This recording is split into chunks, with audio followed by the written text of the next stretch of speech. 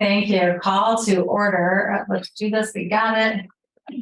Call to order at 6:07. Thank you for your patience as we dealt with our technological issues.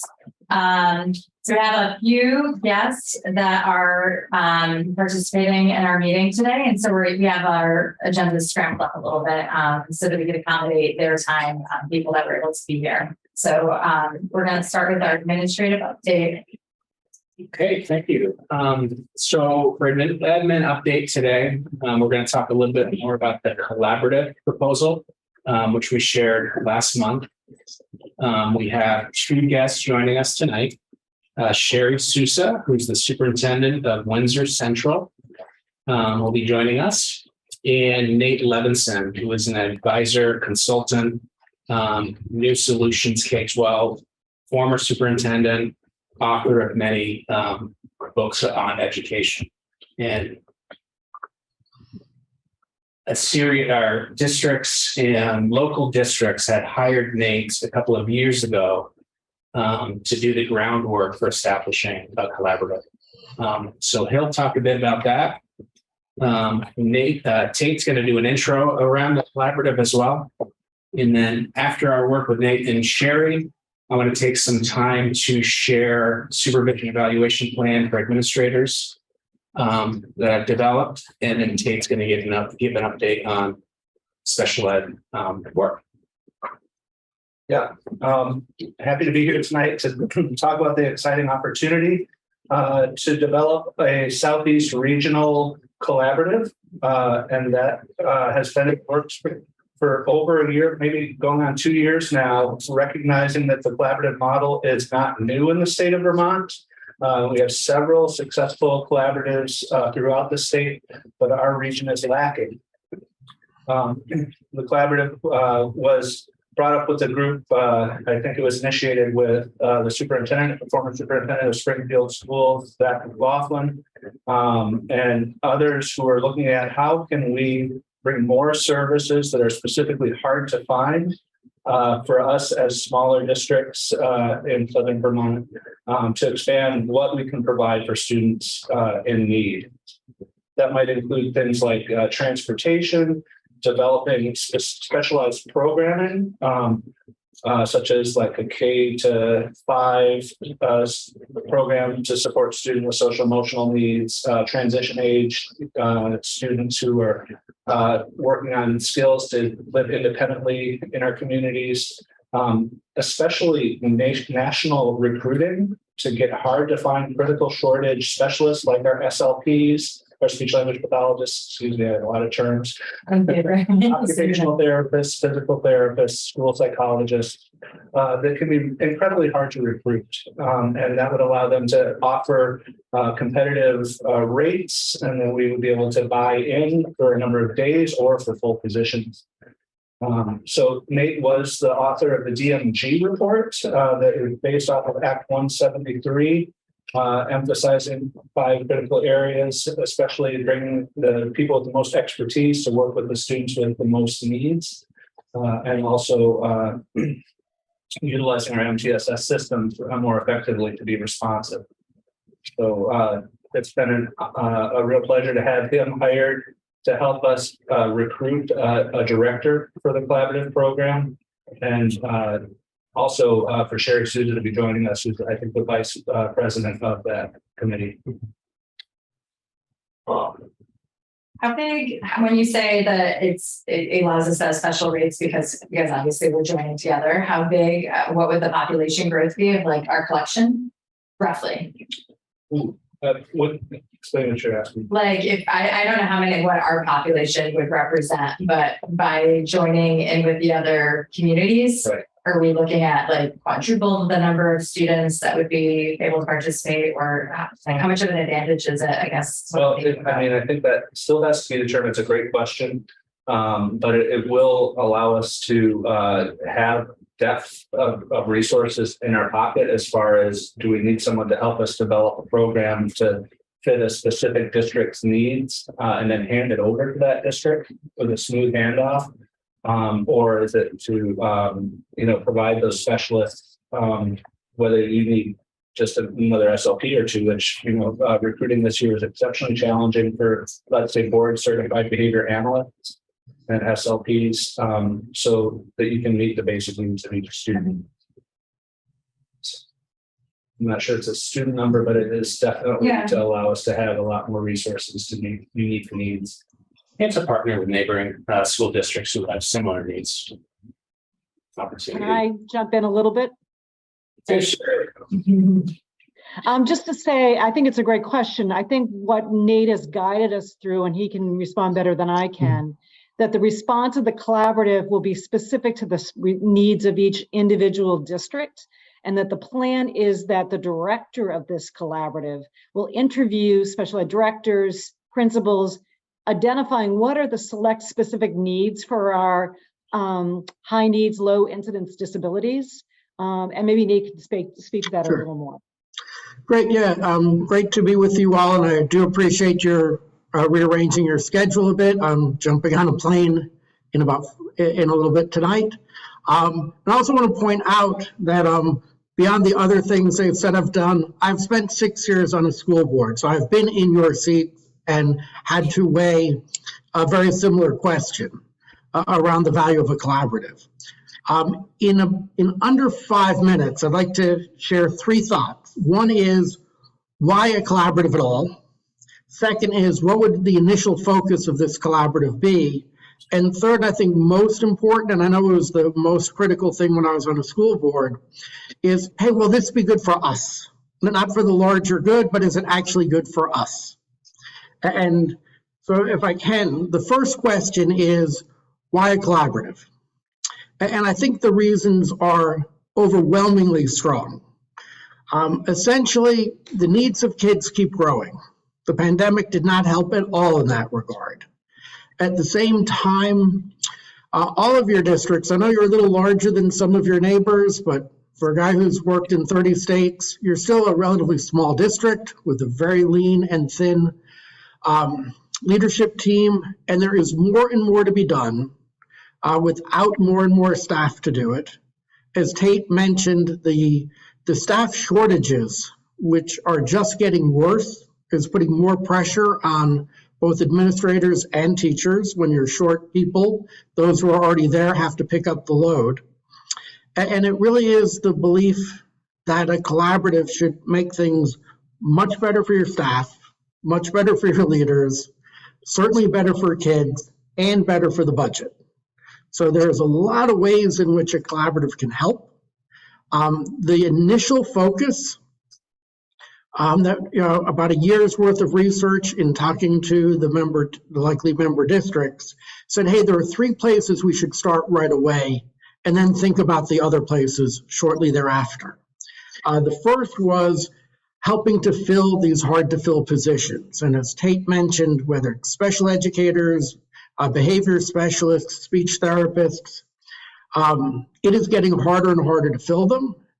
And 2 things happen when you can't. 1, it puts a lot of stress on those who are there. And 2, the last resort ends up being going out to a for-profit kind of third party, and you pay an awful lot for that. And we believe that if you had a shared function to help find and recruit these folks, you would never have to pay those big third-party fees. Second area that seemed to be of great interest is each of the districts have some programs, you included, for kids with severe disabilities. And sometimes, not always, you've got some extra capacity in those rooms.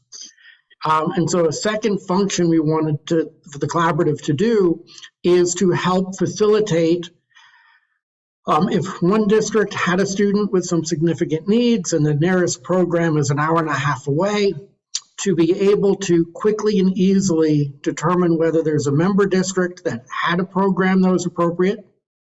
Ultimately, it is your district decides, the receiving district says, hey, do we want the student? Nobody will ever be forced. Sending districts decides whether they want to send. So it's all voluntary by the 2 parties. You get reimbursed if you're taking a student, but it can be, if a good program exists near to home, that just seemed a much better idea than paying a lot more money to send somebody far away. And the third thing that surfaced was small districts do have a lot of folks who don't have a lot of peers. From a speech therapist, a mental health professional.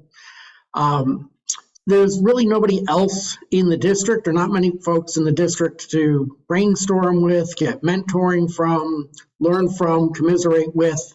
So we also wanted to start a series of Java-like groups for those who don't have a big support network. And in a time of this kind of stress, we thought that would help reduce turnover. So those were three ideas that surfaced from the superintendents, the special ed directors, and others. I think the most important point to make, and I want to be 100% transparent, as somebody who has helped bring this collaborative to life, I have spent about half my career trying to get districts out of collaboratives, including as a superintendent. I tried to exit a collaborative because it just wasn't meeting my district's needs. So the design of this collaborative is it will be helpful and cost effective to you all, or you don't pay anything. And I think that was a fundamental design feature, that the executive director, their job is to figure out what each of its members needs and provide services that are of such value and at such a reasonable price to do the things you really want done that you would pay for them as you would any other vendor. But if there is nothing you need or nothing you want, or you can get it at a better price elsewhere, your job is to not buy it, to not contribute to it. There's no expectation that this is like a social gathering of neighbors coming together to help each other. It is actually a gathering that says, hey, collectively, there's some things we should be able to do better. And if you can, then you should be very excited to participate. But if there's nothing here for you, which I hope never happens, but there is no risk that you would, after the startup phase, that you would ever feel pressure or be expected to join or to buy services. And it is exactly the fact that you don't have to participate that, in my experience, and I've helped collaboratives all across the country, the fact that members don't have to participate is the way you make sure you have a collaborative that is very in tune to your needs, because they will have to go out of business or shut down if they are not helpful. And it is that positive pressure that really ends up making these collaboratives very, very helpful to districts and very responsive as your needs change.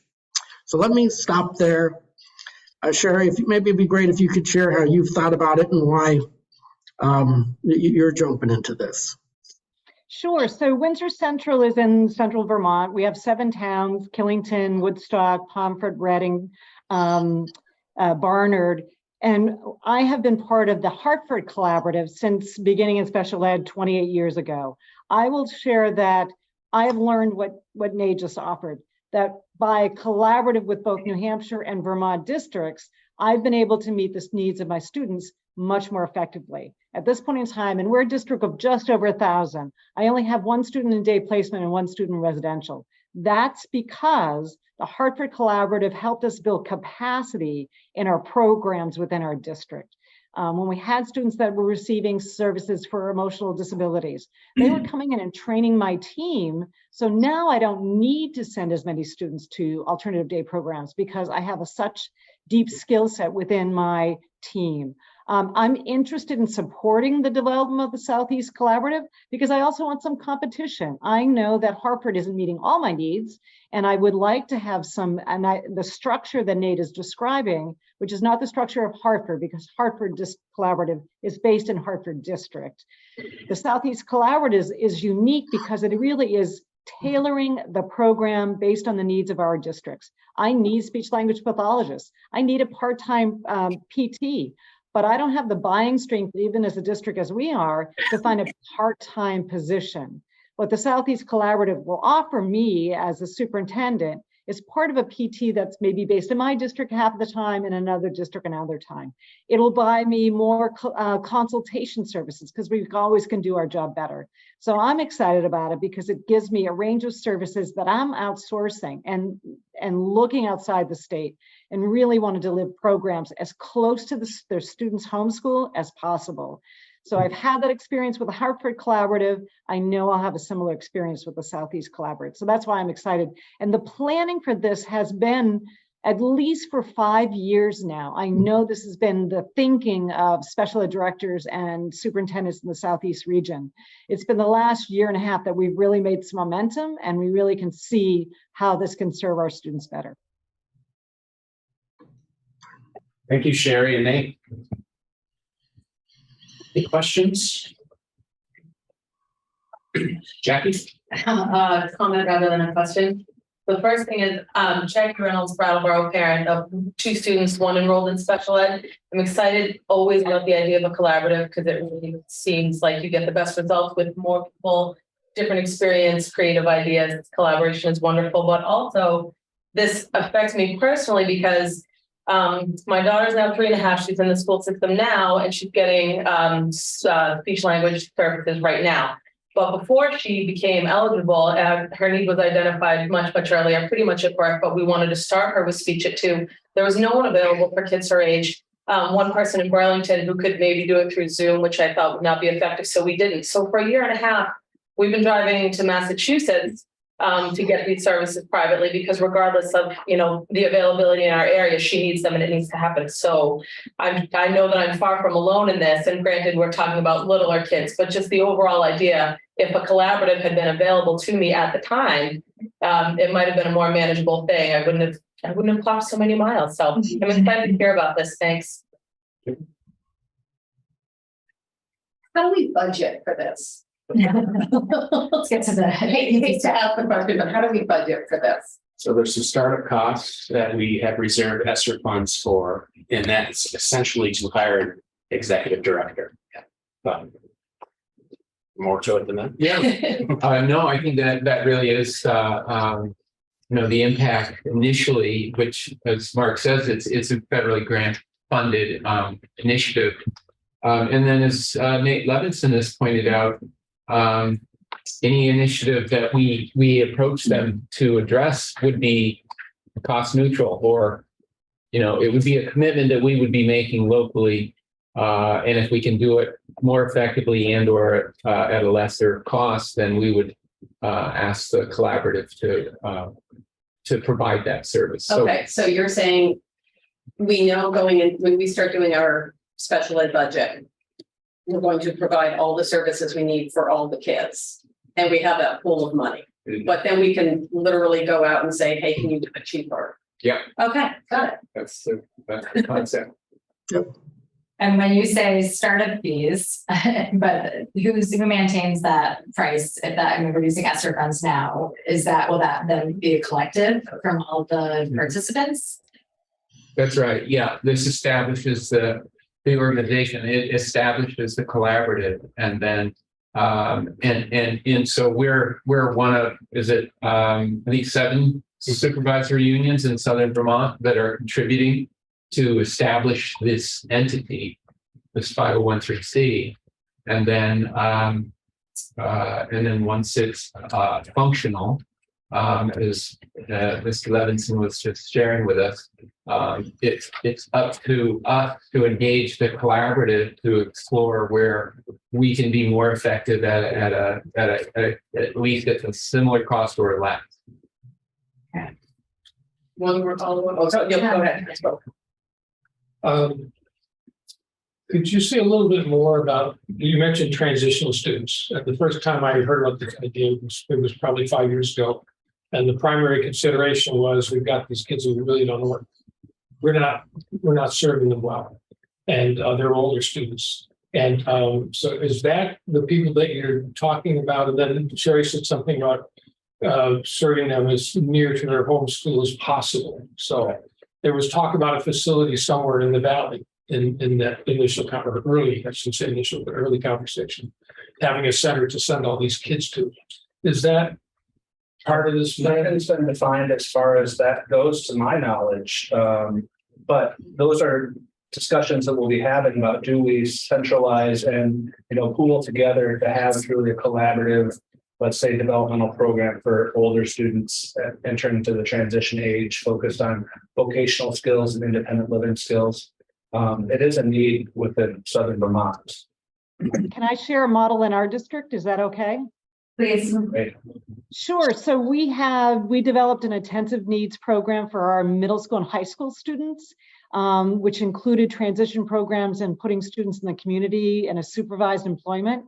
And because we had such a strong program, we had many surrounding districts from Ludlow, Sharon, Heartland, tuitioning into our program to access it because we had a much higher level of service than what they could provide in their home schools. And so students were traveling 30 minutes to our high school and middle school rather than going to a much further away school and maybe having to do a residential placement or having to drive an hour and a half. And so we were receiving that tuition money. So any services, any programs we offered were paid for by the other schools.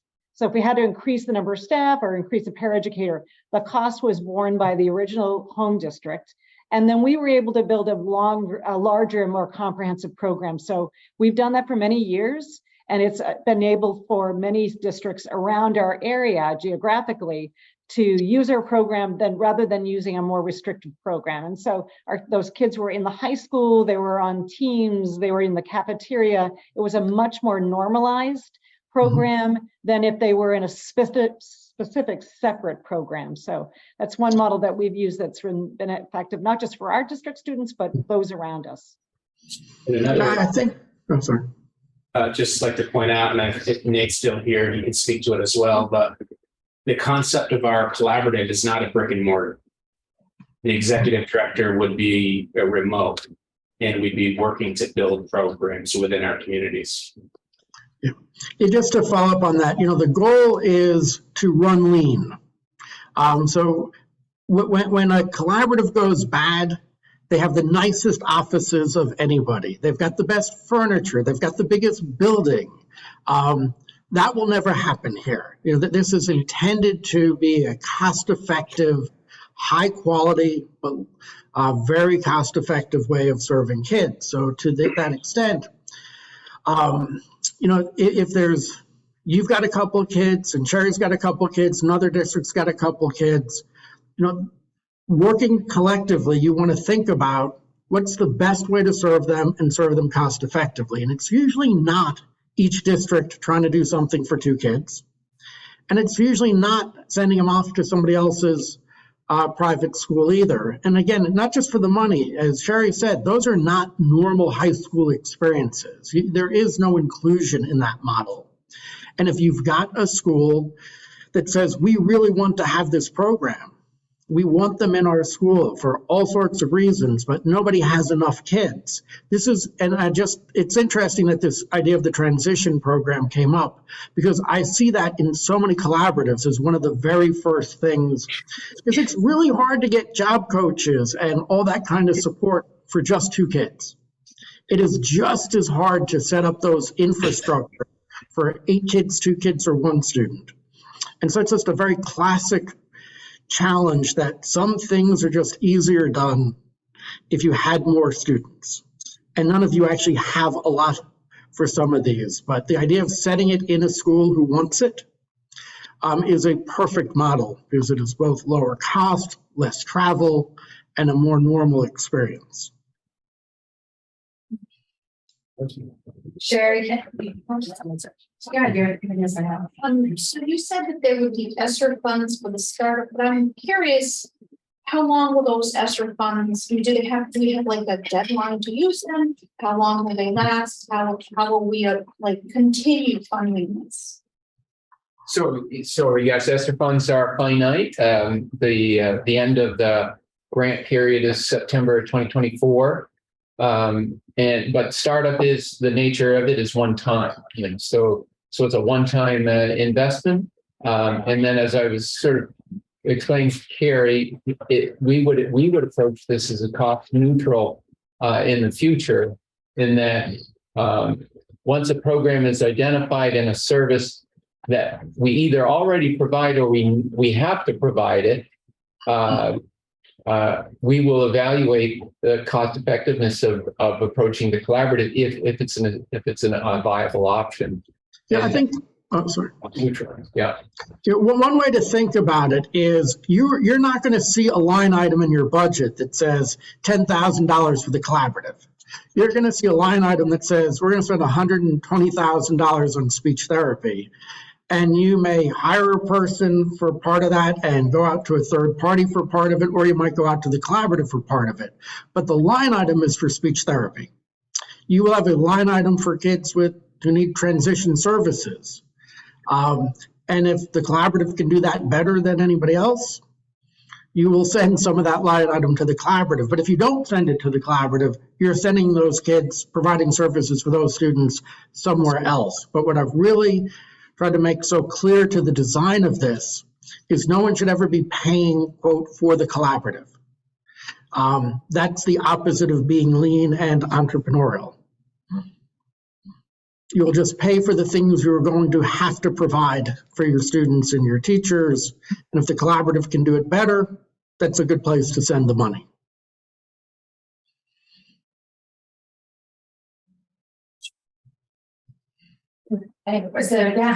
So I'm curious, I love the idea of a collaborative, but, and I'm not quite sure how many school districts are involved. But we're really far away from each other. So I wonder if you did do a program where you wanted multiple kids from different districts to go to, do you have a limit on how far you would be asking families to drive? Yeah.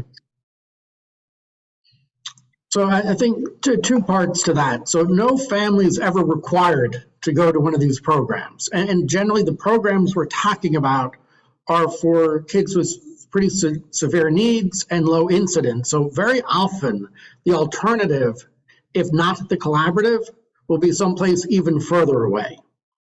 But ultimately, certainly if you are, every parent, every student, you're going to have to evaluate, is a collaborative offering the best choice? And I suspect there'll be some times where the location says, no, it's not. But I do think that on the whole, the amount of travel will come down because most of these alternatives, there might be just one in the state that's not part of the collaborative. Are we sending a lot of kids out of the state or through, or like other places in the state, or what? I don't know what the ratio is, I'm just curious. We do have a good number of students that are outplaced for a variety of reasons, often for Department of Children and Family Services placed or Department of Mental Health placed. But we as an educational system do have to go to those most restrictive environments at times to meet low incidence and severe specialized needs. And those placements are extremely expensive. Yeah, and I was going to ask a question about that, if you don't mind. That Sherry, if I heard you correct, you mentioned that you were down, your supervisory union were down to like 2 outpatient. And that's, we actually are penalized every year by, it seems kind of crazy. We think about students being moved out by DCF, for example, but we get penalized because there's indication that we haven't met their needs. And that has led to this, or that we could have had other interventions. So I just, it's noted it's logged in there from a couple of years sitting that here. we should reduce our number to something like 11%, or it's a very low number that you're supposed to have outplaced if you could. And of course, we can't base our team decision-making on that kind of a metric. It has to be based on student need. And we do have a mandate to keep kids in the mainstream with their peers as much as possible. So we are striving to be at almost 80% or above of our students being 80% or more in the classroom. If I could just jump in the other piece, and this has been a great conversation, but I also want to point out that special ed is part of the collaborative, but we should not be thinking of it, or it is not a special ed collaborative per se. Because the collaborative's goal is to help districts and supervisory unions do those things that are best done with greater scale. And the executive director, a huge part of his or her job is constantly asking the leaders, what do you need? What are your challenges? And can you meet those through a collaborative effort better? And I'll just give you, and the reason I point that out, many of the collaboratives I've worked with, and it's common that special ed is a big part of what they do, but I have seen them build virtual programming. I have seen them figure out how to do APs when you only don't have enough kids for AP physics in any one school. I've seen them really bring in, mental health services that mostly for kids not with disabilities. But I think that I wanted to share with you what we know will be the first three things we do. Those hard to fill positions, helping place kids within existing programs, and the job alike. But what comes forth on that list and what they're going to be doing 2 and 3 years from now really is based on what the districts say they need and what are those things that collaboration gets you better service at a better cost. And at least in my experience, you're going to find about half of the value of this is outside of special ed. Mark, do you have any chess playing big picture thoughts on that about other types of ways that we could use this as a resource, or you just in your now? No, I think we're at an exciting, we've been talking about this for a number of years now. And now we're at the moment in time we're actually going to hire a director. So we're getting into the phase where we can now start to actually plan and identify problems that we have and think about how a collaborative can be part of the solution for that. Where 2 years ago, it just wasn't even on the table. It was this collaborative's coming, but you didn't really see it coming. Now we actually see it on the horizon. So I think I've only ever heard it discussed as special education. So to hear that possibility, that concept of being able to offer other types of specialized courses is that's amazing. And I think as we administrative team, as we identify ideas and innovations that we're looking at for, the collaborative is an example of that. One way to think about it, where I've worked with collaboratives that were really, really strong, both boards and district leaders, when a new problem comes, something you haven't had to deal with, very often when there's a strong collaborative in your region, the first question you will ask is, this is new and hard. I wonder if other districts are also wrestling with it, and can the collaborative help us? In places that had strong collaboratives, as you saw, for example, whether it was the rise of students with autism or those huge needs for mental health or substance abuse issues, in places that had strong collaboratives, the first question was, okay, we need to do something more or different than we've done in the past. Let's see if the collaborative can be helpful. Sometimes they can, sometimes they can't, but it really becomes one of the first go-tos for something new or hard, because you're very seldom the only ones wrestling with that. I have an example of a potential down the road collaboration that the collaborative could be part of, and that is because of the McKinney-Vento legislation, we are responsible for ensuring that students that become homeless in our district, regardless of their homeschool, have the ability to go back to their homeschool for their education, as long as that's a reasonable transportation to reasonable distance. And the vast majority of our students currently experiencing housing insecurity are from this region. So we do regular agreements with Windham Northeast to the north of us, or Windham Central, or Windham Southwest, or even up to Springfield.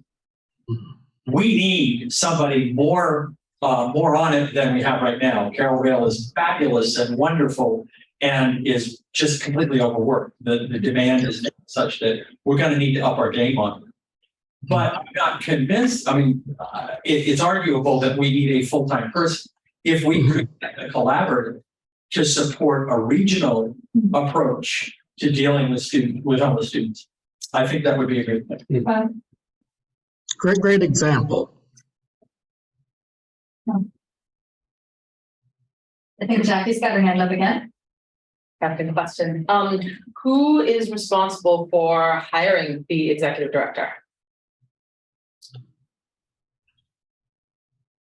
I believe Nate will help us with that, but it would be. So that's the decision of the board. So the Southeast Collaborative Board, each of the sending districts or participating districts have membership.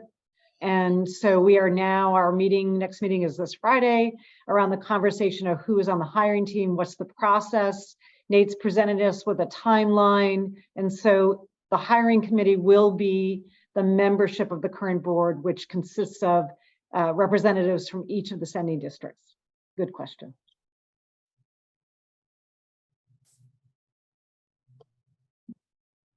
Any other thoughts or questions? Do we have a time frame that we're thinking? Are we actively pursuing employment? Are we sort of taking that reign since we're the big supervisory union? Is that how it works? We're actively advertising for Okay. executive director right now. Okay. Just final, I know we were the fiscal agent during the RFP. Are we still the fiscal agent? And, okay, thank you. The board has the capacity, they have a treasurer, Okay, so they have capacity to do it themselves. do it themselves. Okay.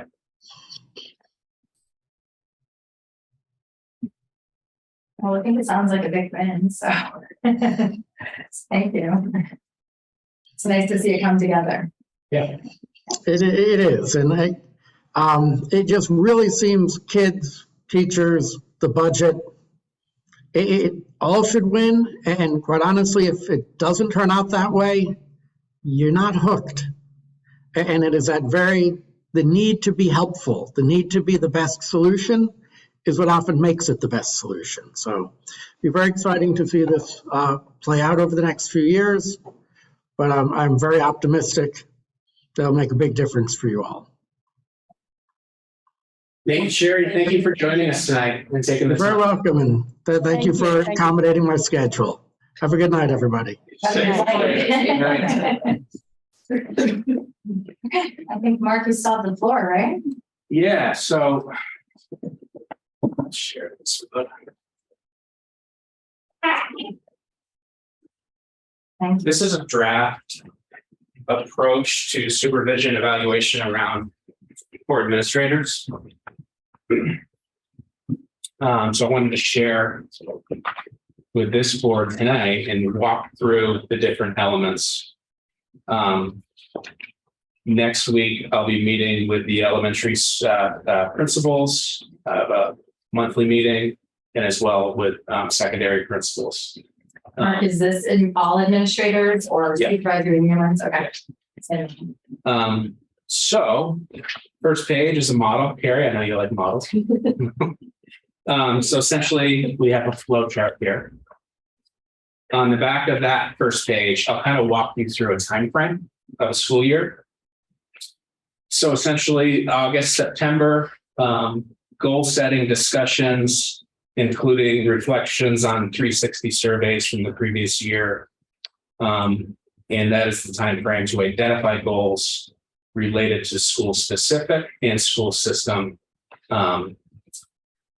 improvement plans. By October 15th, goals will be submitted to the superintendent or the supervisor.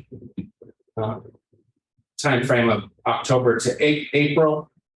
We'll have regular meetings and activities, including individual check-ins, leadership meetings, staff meetings, leadership council meetings, school board meetings, committee meetings, participation in professional development, personal professional development, leadership team, district team, PD, community meetings, etc. April to May timeframe, a 360 survey will be conducted. Administrator will review and reflect on outcomes of the survey results. Time frame from May to June. Final reflection with the superintendent will occur. A review of goals from the beginning of the year. A rubric discussion and determination. And review of goals, survey, and a summative evaluation. Moving on, following page is identified supervisory union competencies of professional practice. And I got these through the National Superintendents Association and with assistance from my mentor, Elaine Pinkney, which we had solidified actually just this morning. So 13 standards, vision, school climate and culture, staff recruitment, supervision and evaluation, curriculum and instruction, special education, assessment, budget, outreach and networking, system capacity, equity and cultural responsiveness, and integrity, fairness, and ethics. So these are the competencies that we'll be assessing. Next document is a 360, an example of a 360 survey, about 30 questions. And you can see the different stakeholders that can provide feedback from teachers or staff, other administrators, school board members, parents, and community members. And I won't belabor with all of the questions, but there's about 30 questions. And then finally, I talked about a rubric to evaluate those competencies. And you can see essentially it's the same competencies and descriptions for highly effective, effective, developing, and ineffective. So I think it's a very thorough approach to supervision and evaluation. It's a new approach. Like I said, it is a draft form. I'll be reviewing with the admin team next week, but hoping to solidify it as our approach with some edits by the end of really next week, actually. So This is excellent. And correct me if I'm wrong, but it's as a board member who's been sitting here for 3 years, I don't know that we've really seen any example of administrator evaluations. I don't know if they were probably much more informal or inconsistent. So it's just really nice to see something like this developed. That's a clear outline that you can see the expectations and to see this just grow in a trajectory and beyond for years to come. And I'm very, this is an exciting thing to see, and it's necessary for constant improved growth. So yeah, I think we all deserve clarity, and administrators deserve clarity. And this is an approach that provides that. yeah. And it's nice to know what you're good at too. Yeah. I think of evaluation along those lines too, right? And we all want feedback to help us identify goals for growth. Yeah. I think this will provide that moving forward. Excellent work. Thank you. Thanks. I imagine that the SD board will want to see this too. Yes. It'll be added to the future. Yeah, I can forward electronic copies. Like I said, I just finished my reflections with Elaine this morning, so felt confident sharing it tonight. Yeah, And I think Elaine's here with us. I think it's already come in too. So excellent. So I'll turn it over to Tate to give a special ed admin report. Great. So we've continued to recruit paraeducators to fill a few important needed positions at many of our schools. If you know of anyone looking, we're eager to meet them. Our substitute limitations have been also a challenge, but our dedicated staff have been really creative and successful in covering those shortages at times. Changes in our service delivery at BAMS and BHS has really continued to focus on inclusion for students in mainstream classes, with specially designed instruction occurring in content area skills block classes. That's really been an amazing change and really progressive, and we want to continue that momentum. At the elementary level, my elementary coordinator and West liaison have been in their second round of bi-weekly meetings with special educators. Speech pathologists and behavior analysts are at times joining those meetings and really adding depth to the conversations. These meetings have an opportunity for case managers to be proactive and bring up questions and concerns ahead of time. and allowing us to be more compliant in our paperwork and being responsive to our student needs. Teachers have been really receptive and positive so far about the support the coordinator and the principals offer every other week to them. And finally, I've got our first WSESU Special Ed Parental Advisory Council, CPAC, meeting on the 20th with an initial stakeholder group. We'll be focusing on developing an application to recruit a diverse membership that's reflective of our community. The CPAC will work to provide input and feedback on successes and challenges occurring within our district. Thank you. That's exciting. Thank you. I was waiting for Jackie. Jackie will have it. Well, I'm excited about the forming of the CPAC. I've already emailed my interest in going to the meeting. But Tate, I wondered if you could remind everybody, including me, of the qualifications to be a paraeducator, so that if there are people watching that aren't sure if they could make the cut, they could find out that they are and then apply. It's great. Yeah, I believe that you need to have a high school diploma. An associate's degree would be preferred, or you can take a test, a competency test called the Para Pro, or there's one other test assessment that can be taken just to show a basic academic level of proficiency. So we really encourage people who are interested and motivated to work with our youth to come and see if we have a position that would suit you. So we do. And while we're on that topic, do you want to also give the requirements for substitutes, just so that anybody listening has that as well? I don't know. Stacy will associate our HR. You just have to be a high school graduate if you want to teach. Great. Thank you. I think that's everything for our administrator report, right? Yes, it is. Okay, so we are moving on to new business. And you guys I have Elaine with me here and Sue Siglowski to step into discussions of our board development workshop and our superintendent evaluation rubric. I'm just going to have us take a 6-minute break because I need one. I'm so sorry, but I don't want to miss anything. So let's just recess for 6 minutes and we'll adjourn at 7 o'clock. Thanks. Welcome back, everyone. Thank you. Thanks for taking a break with me. So for our next on the agenda is board development workshops, update and scheduling. The board development workshops have come up at all of our meetings for, it's been a couple of months now. We've been working on these. The SU board approved these workshops, I think in early June, Sue. And we've been working on intentional governance. Actually, I'll pull up the page for myself to be looking at it.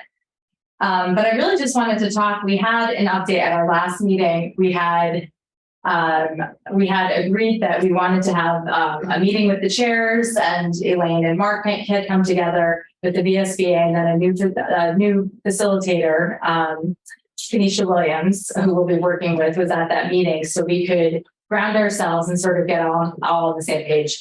And unfortunately, Kelly was away and did not see the doable, so she wasn't part of that meeting. But I'm sure that she's looked at the recap, and I know that she shared it with her board. So I just wanted to give anyone who's at that meeting the opportunity to talk about how they felt about any of it. Meeting Kenesha, what they're feeling positive about. I could easily be the talker, but I thought I would let somebody else start. Mark, did you have any thoughts? Yeah, I thought Kenesha was terrific. Great resume. Has worked with many school boards. I think has a great sense of how to approach a school board and establish some systematic structure for how things run. And I've talked earlier about clarity of routines, and those are the types of things we talked about in terms of getting of what we would get out of a board workshop. Carrie, you want to add? I thought she was great. I thought it was a good meeting. I'm sorry that we couldn't start it in October, but the Berman board meets on October 17th. So I can't really bring it to my board and then say, hey, we're doing it on the 18th. Sorry, so I think we possibly are now looking at the November 16th, 17th, because I think the 9th is a regularly scheduled SU meeting. Which we could always have some flexibility if it worked for the greater good of 3 boards trying to collaborate on something. But I will share this with Vernon on Monday. Right. I should just do it now. She's got a long track record working with many different school boards. So I felt very confident in her skills and working with us moving forward. Yeah, I found Kanisha, her bio, she has 23 years experience working with the National School Board Association, doing education, leadership, and board development. And she seemed really intuitive too. I really appreciated how she synthesized. It was a pretty open conversation, just talking about what we saw in our supervisory union, where loose ends were and what big picture goals might look like. And I just felt like she really heard it correctly. And the notes that she followed up with seems like she captured it very well. The heart and the intention of all of the people in the room sharing our thoughts. And Kelly, I don't know if you, I don't want to put you on the spot, but had read through that, and if you had any. Very quickly, when I returned, there was a lot. So we talked about it last night, and I did ask the SD board if they would get back to me on the dates, and I'll try to get that. Yeah, and I think the takeaway, just felt like it was establishing consistent systems that will work with our superintendent. So we're on the same page, so that when it's all these meetings can be more organized and done in a systematic way. And we talked about the benefits of that, kind of getting on the same page. So I don't know, Elaine or Sue, do you have anything you want to share? I would just share that I know Kanisha is very excited to begin working with your boards. And I would just say that I was equally impressed with her ability to, take a kind of free-ranging conversation, clearly focused on what do we need, but then synthesizing that really clearly, succinctly, and I was impressed. I think that she'll be great. So let me ask the SU board, we have proposed dates. I agree, October 18th and 19th is coming up too fast, but the dates that were proposed, so Kanisha would be traveling from, I believe, Washington, DC area and doing a 2-day.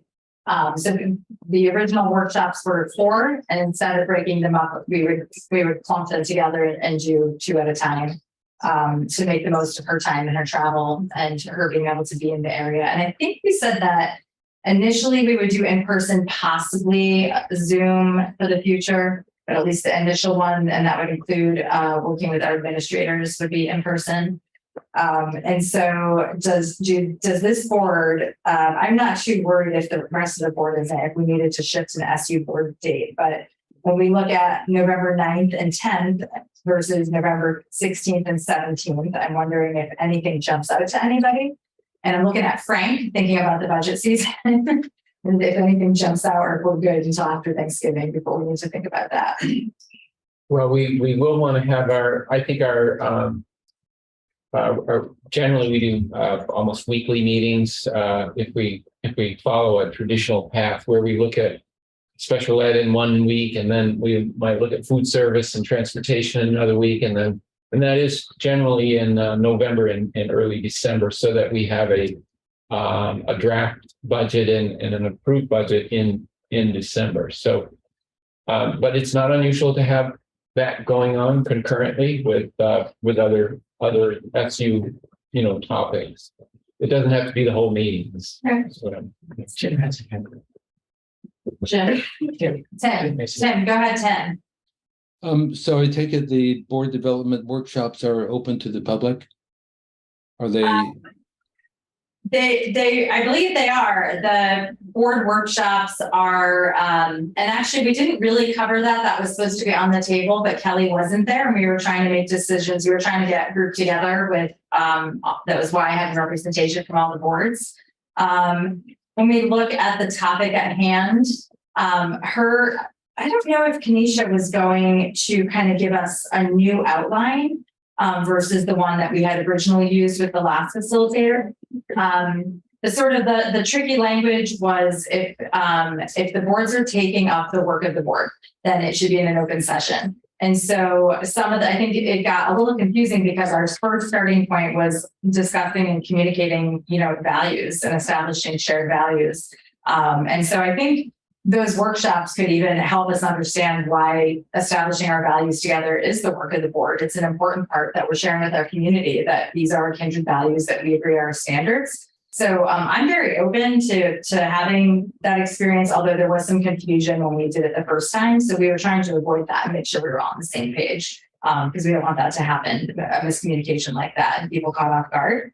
But I believe that Kenesha would anticipate it also being open. So if that's a solid question that needs to come back up. So actually that does tie together. I had sent an email to this board in early July when we thought we would be a little bit more ahead. Because for example, our code of ethics, I've heard that it carries across the entire supervisory union, shares that we will annually review our meeting norms. And that's actually something I've never done in my 3 years on the board. We've never established meeting norms and kind of established those set of values that we're working with. So I see it as an opportunity to do it supervisory union wide and to really come together and collaborate. Certainly going to make our superintendent's job easier to know that, that we're sharing this kindred spirit and outlook. So I do see it as the work of the board. That's my personal 2 cents. That this is a time for discussion. Liz has it. Liz. Yeah, I guess it's fine to have it open to the public, but then again, when you open it to the public, you're opening it up to a lot of public participation, and we may not get everything we need to get out of the workshop. And that the public can be, sometimes they have great ideas and other times it's just disruptive and not helpful at all. So I think we should consider that. Thank you. That's a good point. We actually did talk about having an agenda for it so we could stay on track. So that for that point, I see Elaine, it looks like you have your hand up. Yeah, I'm just reminded that there were so many times with my own boards where we would remind ourselves that a board meeting is not a public meeting. It is a meeting in public. Right. So that can help a little bit when you're thinking about the public is there so they can hear everything. They can see how you're interacting and the things that you're saying. And you might even in a professional development session at the end, provide an opportunity for comment from the people who are there. But the work that's there is the work of the board, and that's not public work. So I just think that helps sometimes to frame it like that. It's like all open, but it is a meeting in public, not a public meeting. Really good point. Tim, do you have another question? No, just to reiterate what you just said. If the meeting is concerning public business, then it has to be, we have to follow open meeting laws. But if it's for interpersonal relations, communication, personal development, then it can be a retreat. We brought this up last night. So I don't think, to get to Liz, I don't think it's a matter of time. I think it's a matter of what the content is. I agree with that. And I think Sue, I don't think that her write-up should we anticipate that that we might see a new outline of our workshops, or are we still going to use the one that we originally had, the Vsba proposal for intentional governance that was put forward originally? I think there will be a new outline. There is information in the synopsis that Kenesha provided. She provided information about the first workshop, which would be a governance leadership team protocols workshop. And I think, based on what she has here, this is basically what the agenda would be reviewing workshop norms, good governance roles and responsibilities, identifying leadership team culture, goals and expectations. And then there's 3 bullets under there. Reviewing recommended operating protocols and drafting your own protocol for adoption at board meetings. And it says the workshop outcomes and deliverables will include affirmed and articulated team culture / core values and a drafted board operating protocol for adoption. That's the first workshop. And then the second one is conditions for success workshop. The audience for this one would be the board, the superintendent, and administrators. And again, there's quite a detailed list that she's provided for that one. Overview of 7 conditions of success. And then an approach that would be used with small groups to participate and discuss 3 levers for focus and improvement. Administrator perspective on what efforts currently look like in the district. Board members identifying where deeper learning and understanding is needed for that lever or improvement, and what accountability looks like in that area. Identifying the board's role in supporting the district's success. And how that relates to the operating protocols that were developed in the first workshop. And then there's some outcomes listed. So I think she's got a good start on that already in what she's provided. Thank you. Does that give you some clarity, Tim? I can forward that out, or I'm not sure, maybe Kelly did to the SD board. I can't recall. You sent it out, yeah. So, yeah. And so again, the dates on there, I think that we had talked about starting early to have a meal, especially when we have our administrators. So it'd be probably like a 5 to 9 type of evening training. And can we decide right now on a deadline of when to get back and choose a date between November 9th and 10th versus November 16th and 17th? You guys okay with setting a deadline for ourselves? Today is we don't have to choose right now. Well, today is October 12th. And then we'd like to give her as much notice as possible.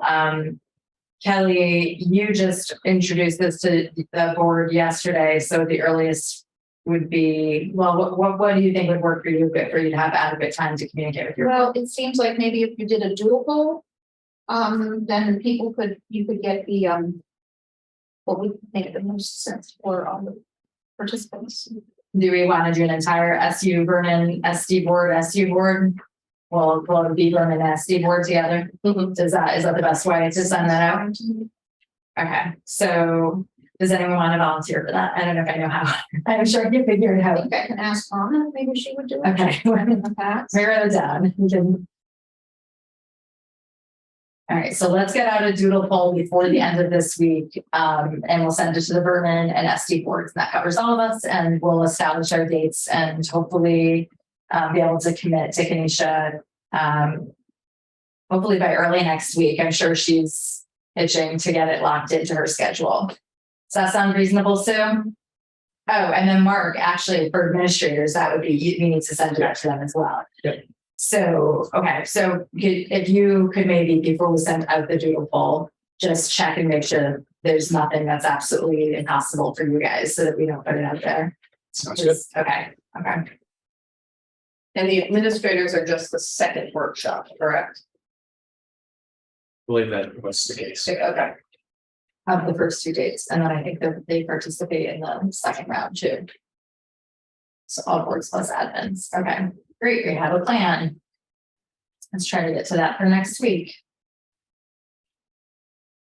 Okay. And just before we move on, I just want to say that I appreciate the VSBA responding relatively quickly to the concerns of some of the ST board members. Thank you. First. Okay, so Sue, we're moving on to our superintendent evaluation rubric. And tonight was a chance to review the rubric with you and talk about any steps forward in getting our superintendent evaluation system underway. Okay. Maybe, well, do we want to look at Sue or do we want to pull it up on Zoom World? I'm not sure which. Probably pull it up on Zoom World, right?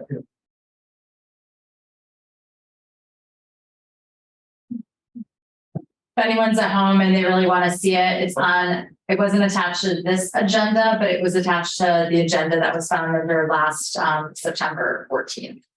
Share my screen.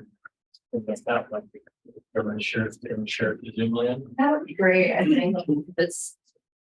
Evaluation.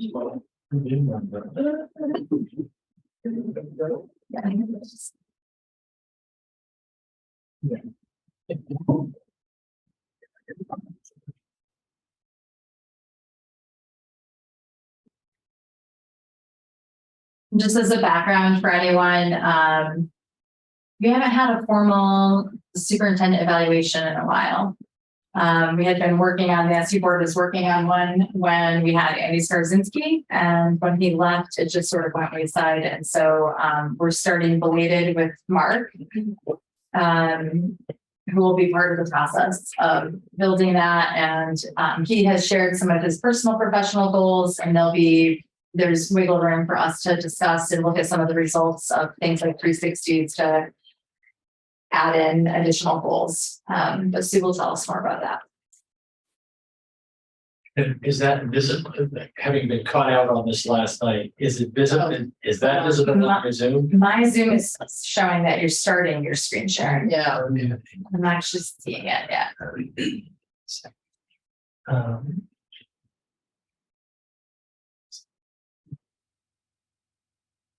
There you go. There it is. Actually, visible. Okay. Yes, you're the best. Okay. Good. Okay. Sue, do you want to take the lead? Just tell us what we're reviewing here. Sure. Thank you very much for sharing it on the screen. So I'm sharing with you tonight VSBA's Superintendent Evaluation Rubric. And we've been using this rubric for several years. The first time that I worked with a school board as a VSBA staff person 4.5 years ago, it was actually with your supervisory union. And it was when Lyle Holliday was your superintendent. And since then, I've worked with many boards on evaluating their superintendent using this rubric, but wanted to let you know that when I worked with your supervisory union board and they had a evaluation committee, those committee members worked really hard looking at this tool and providing me with some feedback on ways that they wanted to customize the tool for your supervisory union. And they had such good ideas that we incorporated those into the tool moving forward. So this tool that you're looking at right now has those changes that were suggested by members of your supervisory union board a few years ago. So it is the responsibility of the supervisory union board to hire and evaluate the superintendent. And it really is a critical component of the work of the board and the superintendent to have an annual performance review. And it really should be the outgrowth and extension of a productive working relationship between the superintendent and the board. Our tool that we have that you're looking at here is designed to reflect best practices, which is to use a rubric to determine the levels of performance of the superintendent. And the rubric that we have is built on a common set of leadership expectations that are tied to professional standards and indicators. Each section has clear indicators with specific criteria to rate the performance level. And as you would typically see in a rubric, the scale is highly effective, effective, developing, or ineffective. So let me go on to before I go on to the sections of the rubric, I'll also just say that we recommend that if this is the first time you're evaluating the superintendent with this rubric, that you view this as a baseline for future evaluations. And I know that you would be doing that in this case because I believe you're thinking about doing it, once in the spring once in the fall and then again in the spring. So let me talk a little bit about the different sections of the rubric. as you move into it, which would be on page 3, this is the first section, and this is measuring the board and superintendent relationship. And it looks at things like keeping the board informed with professional and timely communication, the materials that are provided to you during your meetings, our board questions answered thoroughly, with communication to all board members to ensure that everybody understands what the answers to questions are. Does the superintendent actively and continuously encourage board development? Those type of things. So those are the things that are included in the board and superintendent relationship. And moving on to page 4, there's a couple of other questions on the board and superintendent relationship. The second area, which begins on page 5, is policy. So this is another big part of the board's and board's work that the superintendent supports. So this is looking at, is the superintendent proactive in carrying out the policies that are adopted by the board? Is the superintendent proactive in determining the district's needs and policy priorities and encouraging the board to participate in the development of policies to meet district needs? Has the superintendent developed district procedures? You'll notice in a lot of, at least in a lot of VSBA's model policies, it calls for the superintendent to develop procedures that support that policy. And then there's a section about policy maintenance and making sure that, you know, your policy manual is updated. Dissemination. Do staff and the community know what the policies are, and do they know where to find them? So that's the second area. Moving on to page 6.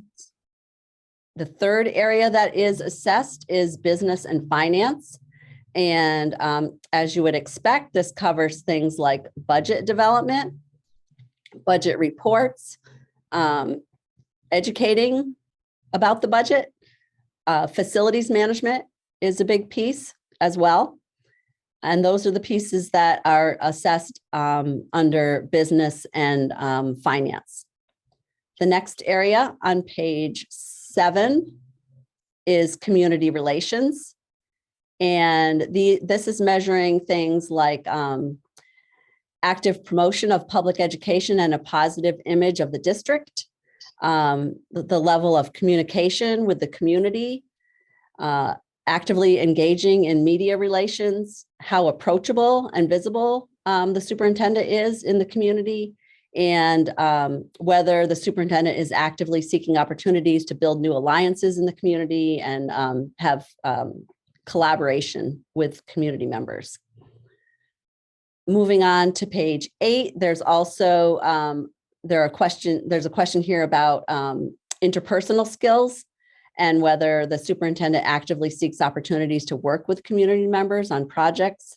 And then also a question about local and state agency relations and whether the superintendent is proactively building and maintaining a positive working relationship with state and local agencies. So that rounds out the community relations section. I'm getting near the end here. We've only got 2 more to go. The next one, the 5th area, is operational management and leadership.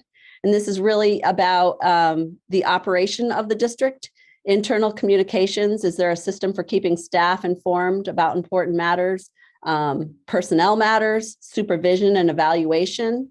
I know you were talking about that a little bit earlier. Delegation of duties, collaborating and building relationships with staff and administrators in a proactive manner, recruitment process for hiring new employees, and there's a few more areas. This is kind of a big one.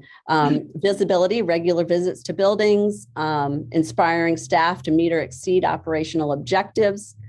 And then there's also a section on investigations and negotiations. And then the last one, which is extremely important, is instructional leadership. And that starts on page 11. And that looks at the superintendent's professional knowledge, their knowledge about current instructional programs, and best practices, whether they're seeking to learn and improve upon their own personal and professional abilities. Their focus on students. Do they place equity and student achievement as top priorities? And do they consistently communicate that to other people? And then goal development. Believing in and facilitating the development of short and long-term goals for the district aligned with the district's vision. And a few more areas on page 12 under instructional leadership, and those have to do with staff development, making sure that staff development programs are targeted toward district-specific goals and that they're sustained so that student achievement is increased. Curriculum is another big area of instructional leadership. So making sure the curriculum is developmentally appropriate and aligned to state standards, and it's flexible enough to meet the needs of the students throughout the district.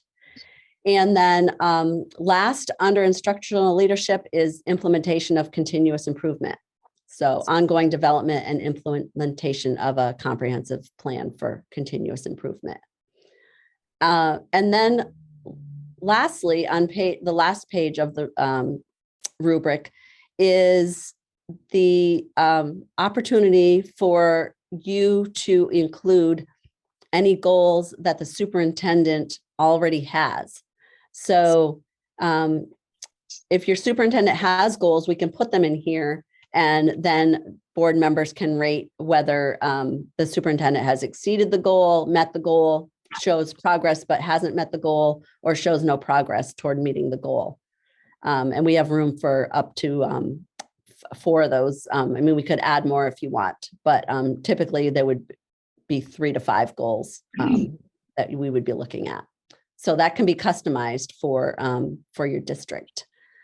Does anyone have any questions on everything I just covered? I know that's a lot, and I'm going to cover sort of the process, but I didn't want to move on to that if people have questions on what I just covered. I think my questions are just the process. I'm thinking about distribution and numbers and who's filling out what. I see the financial stuff. I'm like, does that mean it's up to Frank? You're the only person that does that. Honestly. So does anyone have any questions about the content of the rubric? Anyone? We can move on to the next piece. Yeah, I think you can. I'm sorry, it looks like Tim has his hand up. Who, me? Yeah, do you need to have your hand up? I do. My question is about weighting. It's a very comprehensive list. Personally, I would put a lot of weight on student performance measurements, state mandated assessments, local assessments, equity, and student achievement. But so that's embedded there. But are all these measurements weighted equally? So when we prepare a report for you, what we do is you'll be able to, well, it might be easier if I get into the process to be able to explain this. So we send the survey out in SurveyMonkey to 3, it's the same exact survey, but it goes to 3 groups. The first is the superintendent themselves, and they'll do a self-evaluation. The second one is every single school board member in the supervisory union, not just the SU board members, but every single school board member in the supervisory union. And then the third group would be what is typically called the leadership team or administrative team. It's basically the superintendent's direct reports. So it would include your business manager, your principals, your special education directors, and anybody who is a direct report to the superintendent. And when we get the results back, we provide you with a report, and it has the data. You can look and see how school boards members rated the superintendent in that instructional leadership area separately from other areas. So it's not that it's weighted differently, but you could certainly, as a board, say that's the most important thing to us and that's where we want to focus. But you're going to be able to look and see how administrators rate that area, how board members rate that area, and how the superintendent himself rates that area. And you're going to be able to do that for every single one of these 6 areas that I mentioned: board superintendent relationship, policy, business and finance, community relations, operational management, and instructional leadership. So you'll get a report where that's all very easily found.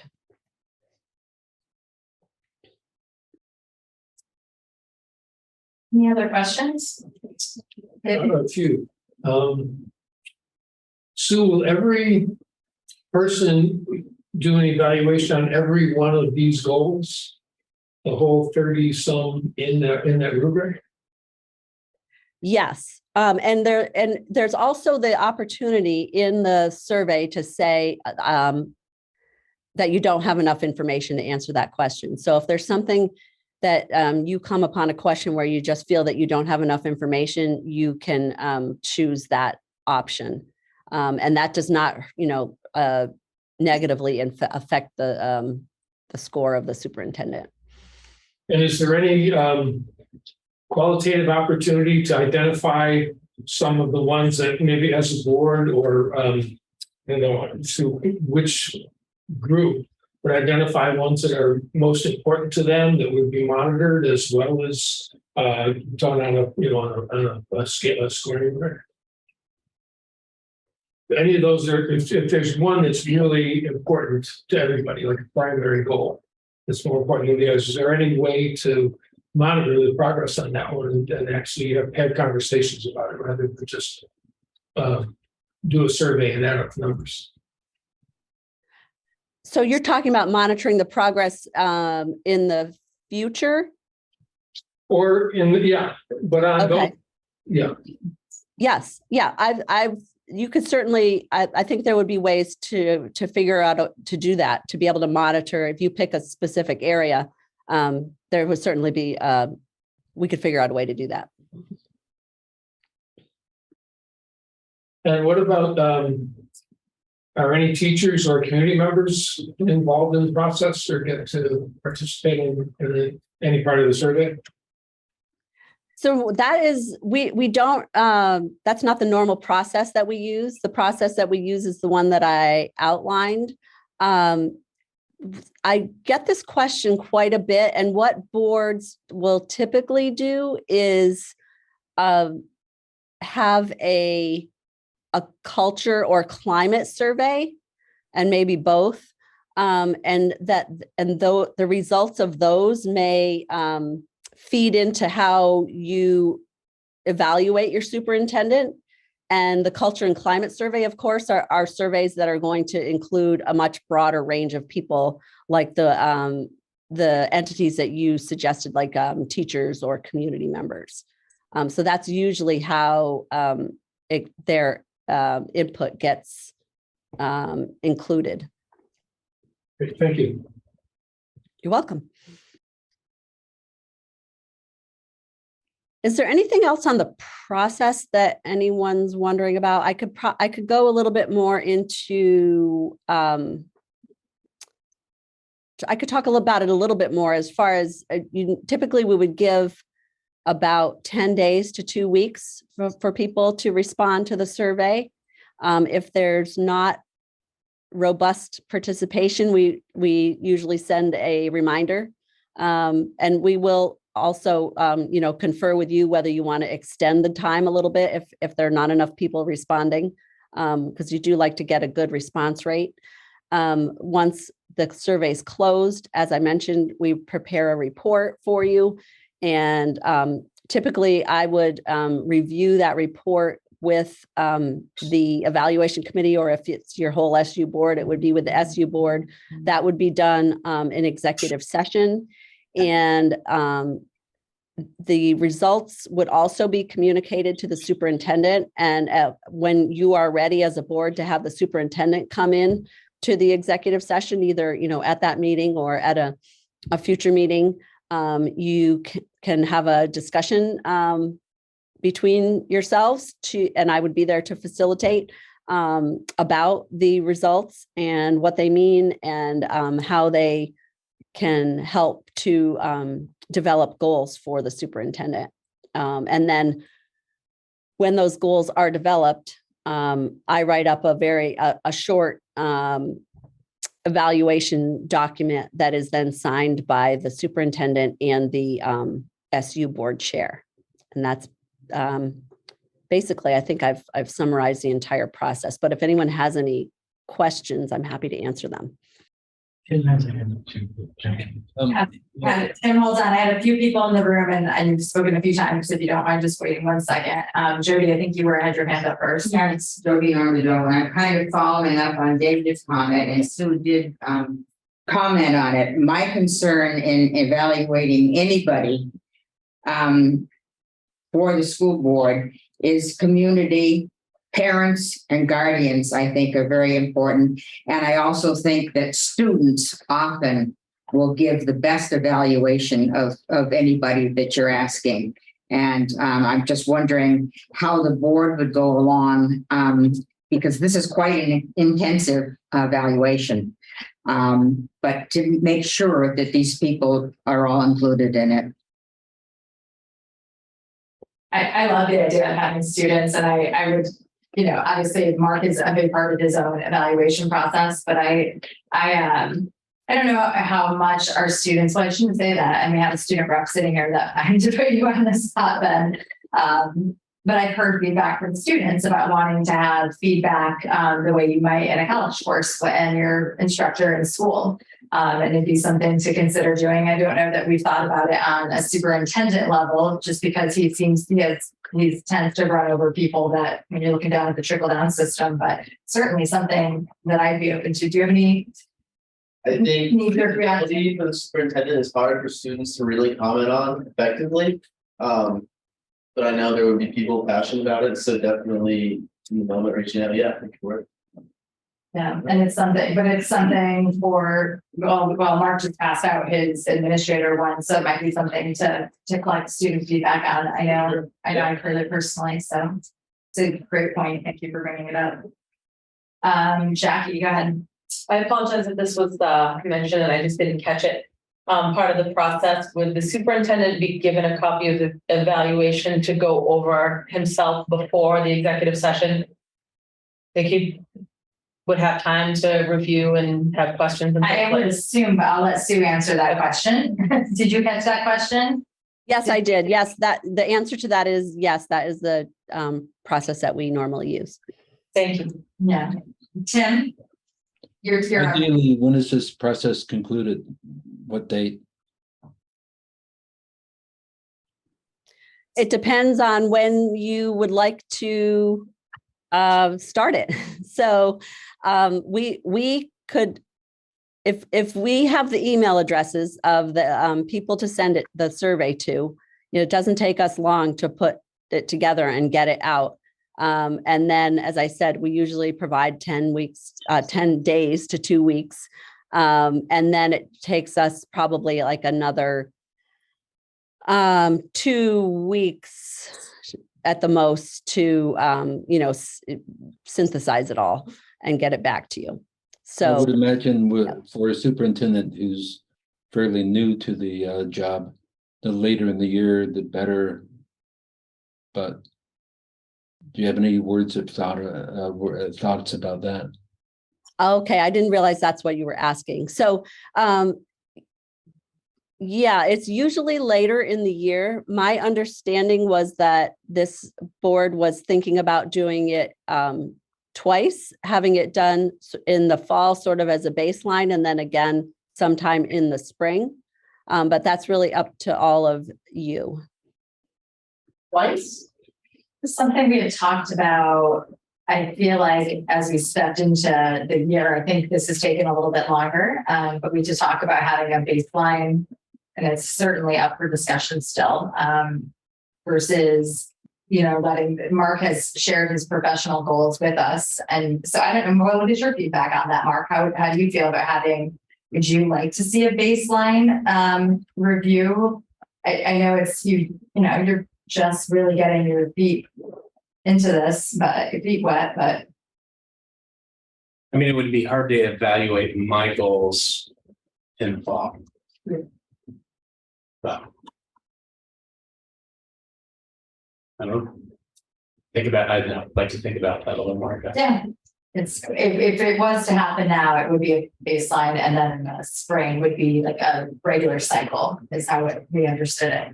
So I think we have a board member, Christina, if you could wait, Kelly. My intention is to kind of piggyback on something that David said and also something that Jackie said. And that is and actually something that Tim said, which is the weighting, which items are on there are more, it's all important, but how the board would feel about weighting it. And I would want to, not sure where in the process this would be, but I would want to make sure that the superintendent was aware of those sort of weighting things so that that wasn't something that was a surprise. So I would just want to make sure that we were clear in our communication to the superintendent about if we had certain things we felt were more crucial than others or whatnot, how we were weighting. I think that's important to I don't like the gotcha things. No. Okay, Christina. Thanks. I just want to piggyback on Jackie's question about, has the superintendent seen this? Because I was on the evaluation committee that created this with Sue several years ago. And the job description was built on the evaluation. So they work in concert. So the job description that I believe was used for the last 2 superintendent searches are completely in concert with the rubric. So if anybody has a copy of the job description, you kind of have a copy of the evaluation and the evaluation rubric.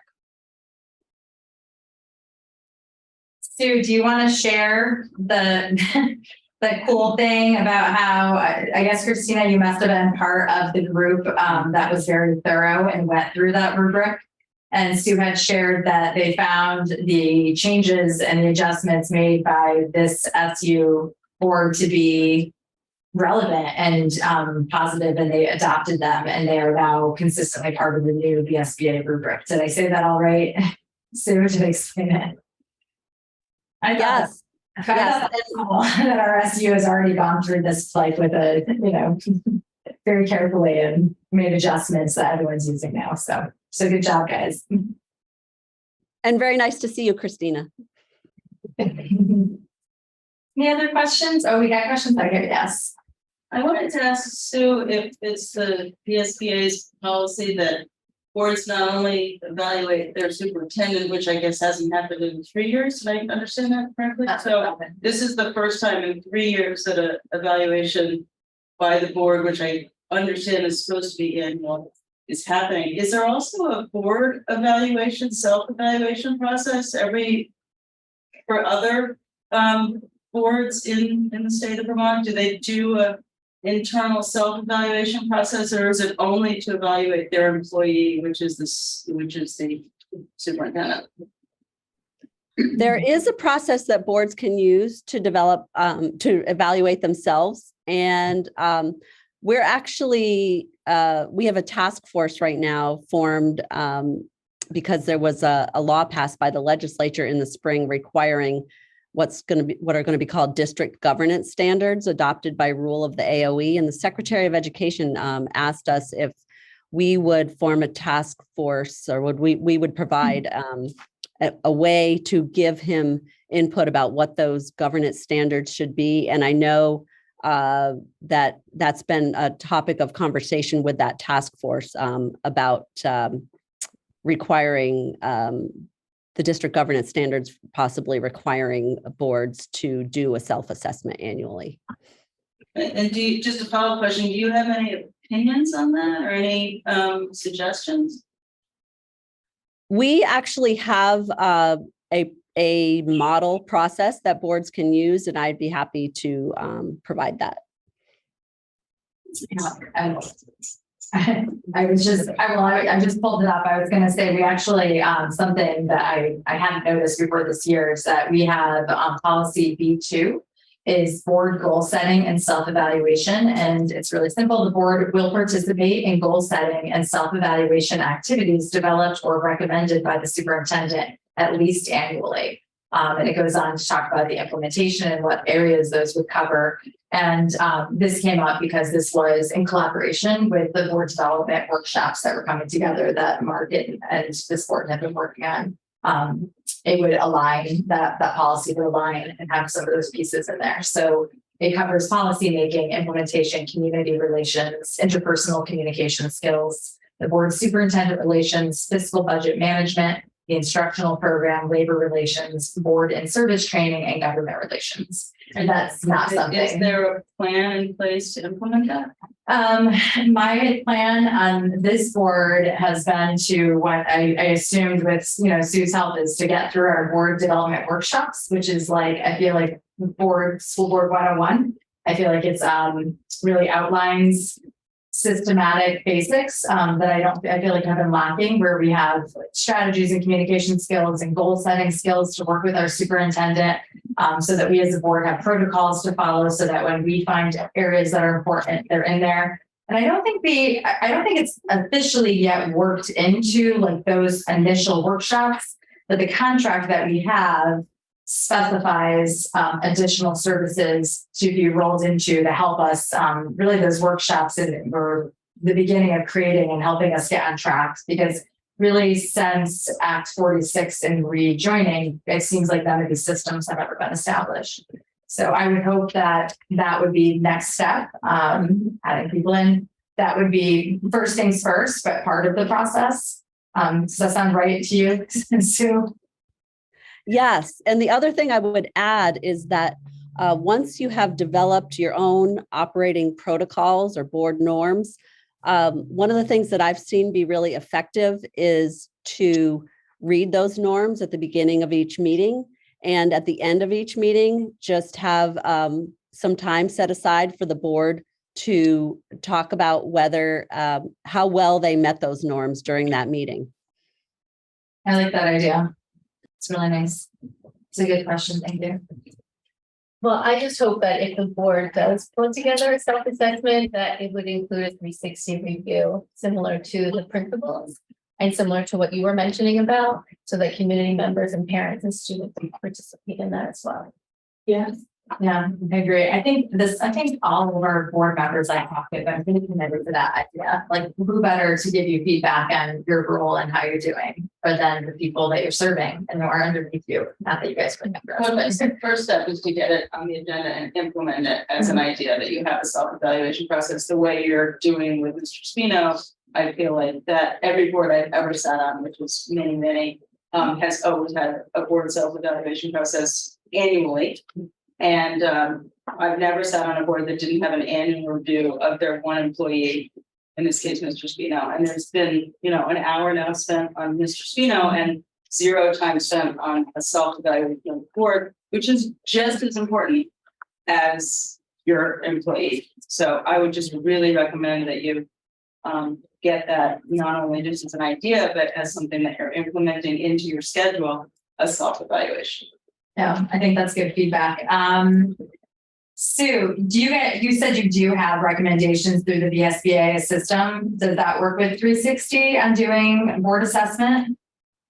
I believe what we have is a board self-assessment. I would need to look at it to know if you could really adapt it to a 360, but I'll certainly share it with you and we can take it from there. Do you have any thoughts on, prioritizing getting the board workshops underway before we dove into that? Or would you recommend starting as a baseline, the way we had sort of talked about with the other evaluation, and getting that onto our agenda to be taken up? Or would you recommend getting through these initial workshops first? I think I'd recommend getting through the initial workshops. And I mean, even just the first 2, you're going to have them 2 days in a row. So that's not very far away.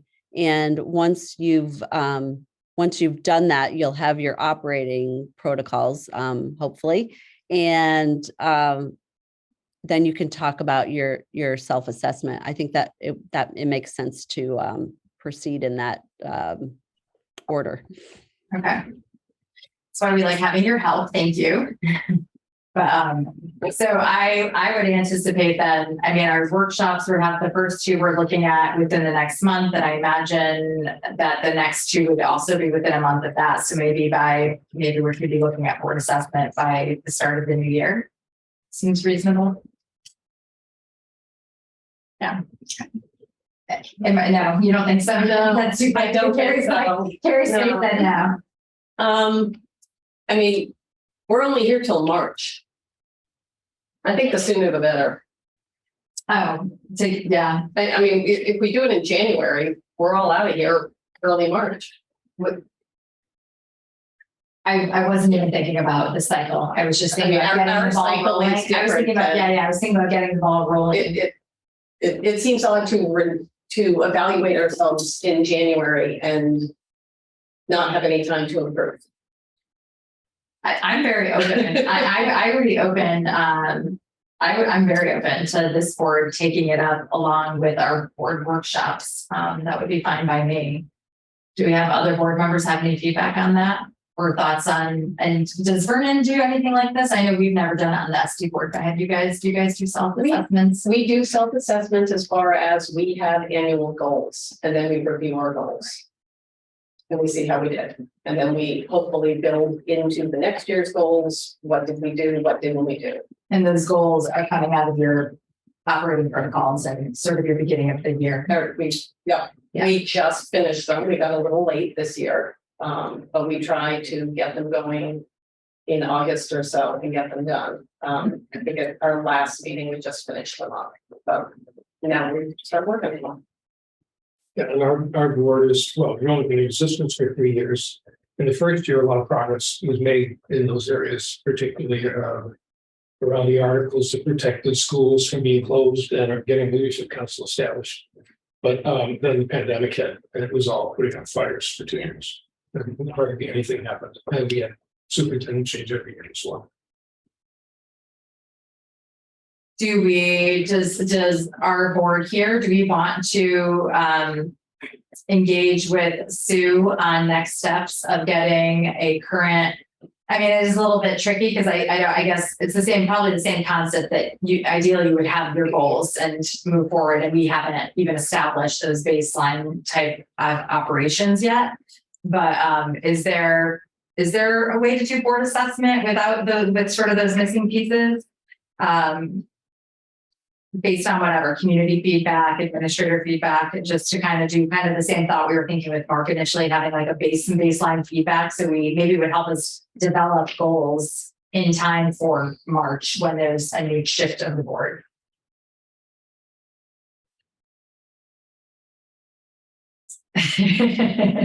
So you're with me, Sue? I think I'm basically. I wasn't sure if you were asking me or board members. On the agenda for next month, should that be on the next thing? Should we, or does that make sense? Because I heard Carrie's point, and I'm wondering, or is it?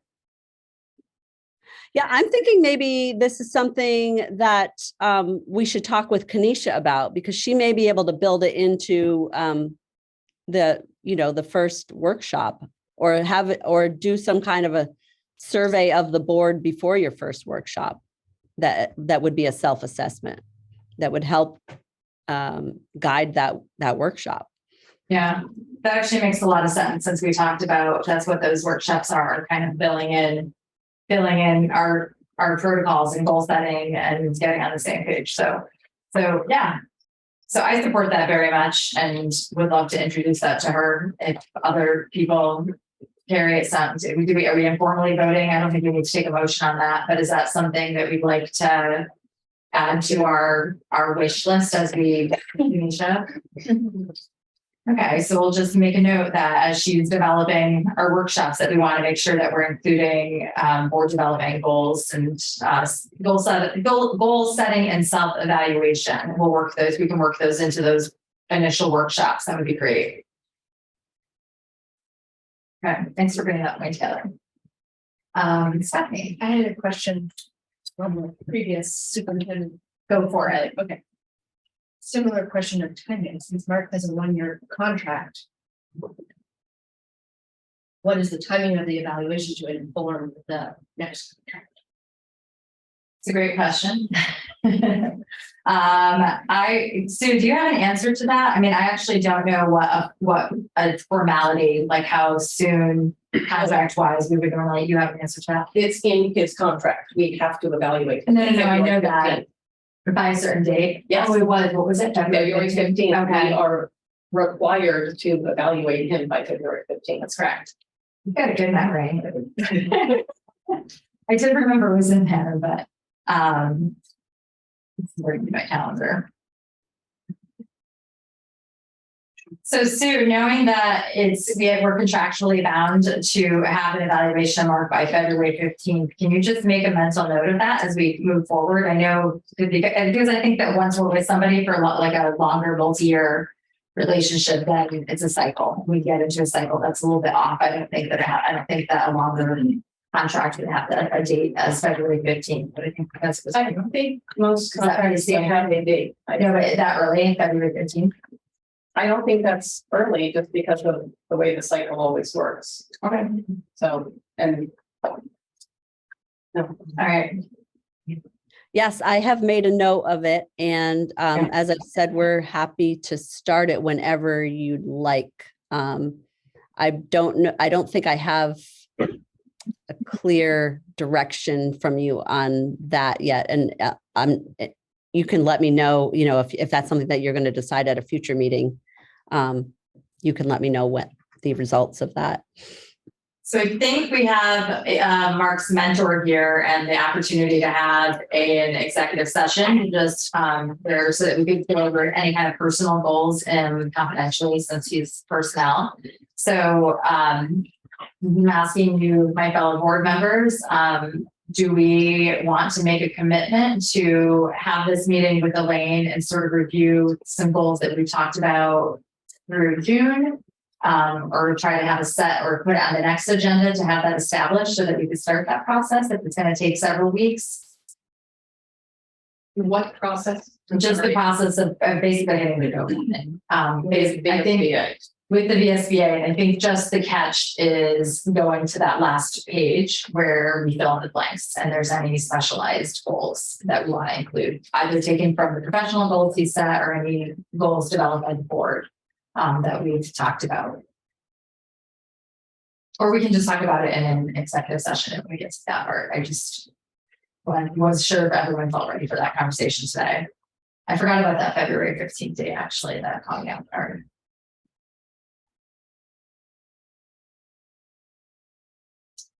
I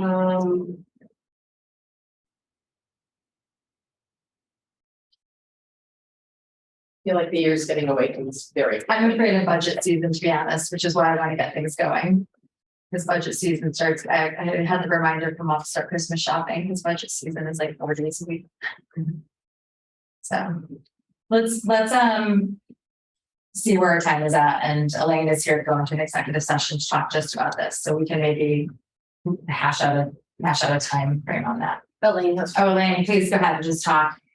Well, I'm just thinking that, when I was hearing Sue go through the 360 and the evaluation process and the goals at the end, that those goals, and I admit, really in the end, what you're talking about is a long-term relationship with the superintendent. And so it is a cycle. But those goals are the superintendent's goals.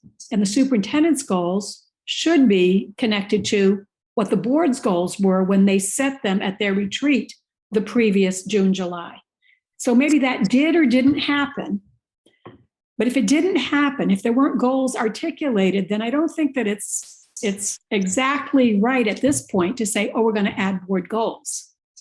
Because the school year really started for the school system back in July when they had their retreats with their administration and they said, okay, here's what we think the board wants for a goal. Here are the things that we've heard them discuss. And so consequently, me, the superintendent, and my team are going to establish as goals X, Y, Z. So at this point for the board to have a conversation and say, we're going to plug in 3 new goals, I just have a hard time imagining that that's really the way you want to enter a long-term relationship with any superintendent, this one or anybody else. It's odd. It's kind of odd because it is a cycle. the kind of work, the systems work that you're talking about, and it's all great work, really does have a cycle sense to it. And we're jumping in the middle of the cycle, having to assume that we would have set these goals and that the goals the superintendent then set are related to the goals we would have set. So I don't know that I need to be in an executive session with you. I mean, I really think that like for this 1 year, as you're like jumping into a cycle, I think it's the goals that he's established, but I would love to hear what Sue says about that. I mean, you're hearing from a former longtime superintendent also, so take that with a few grains of salt. Oh, I think you made a good point, Elaine, and I would say it's not unusual in the superintendent evaluations that I've worked on, especially for the first one with someone new, to not have anything in that section and to really use this process to develop the goals. Now I remember with we had Andy Skarzinski, who we had given him a 3 or 4 year contract, but he was only here for a year. We were just finalizing his evaluation process late spring going into his second year, because it does take time to get your feet wet and to get to know someone. And on top of the fact that we're starting from scratch because we don't have these existing,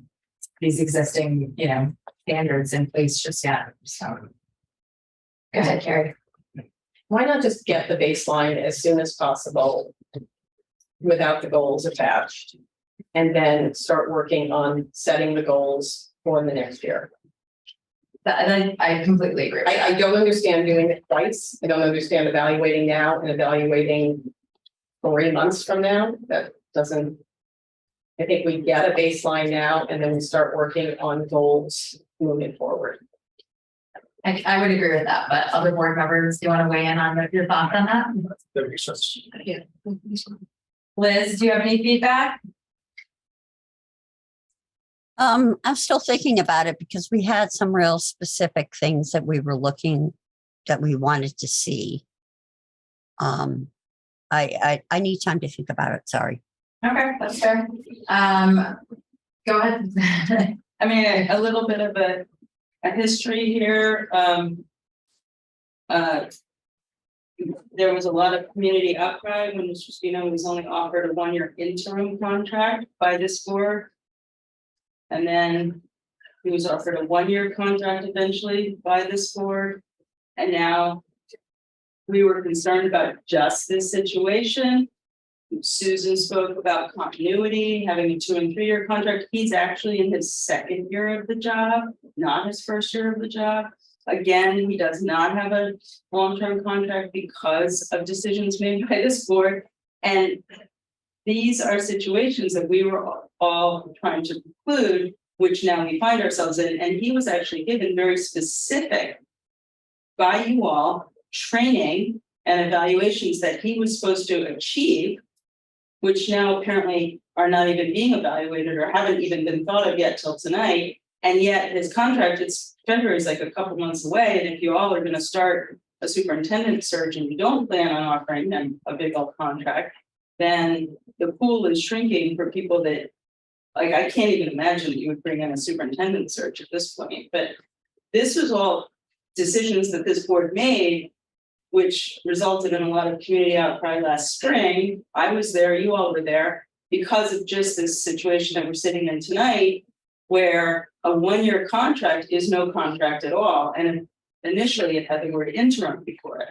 So this is a situation that was made up by you all and now is affecting you. And I feel like you asked him to do a lot of training and there was a lot of very specific things that you requested.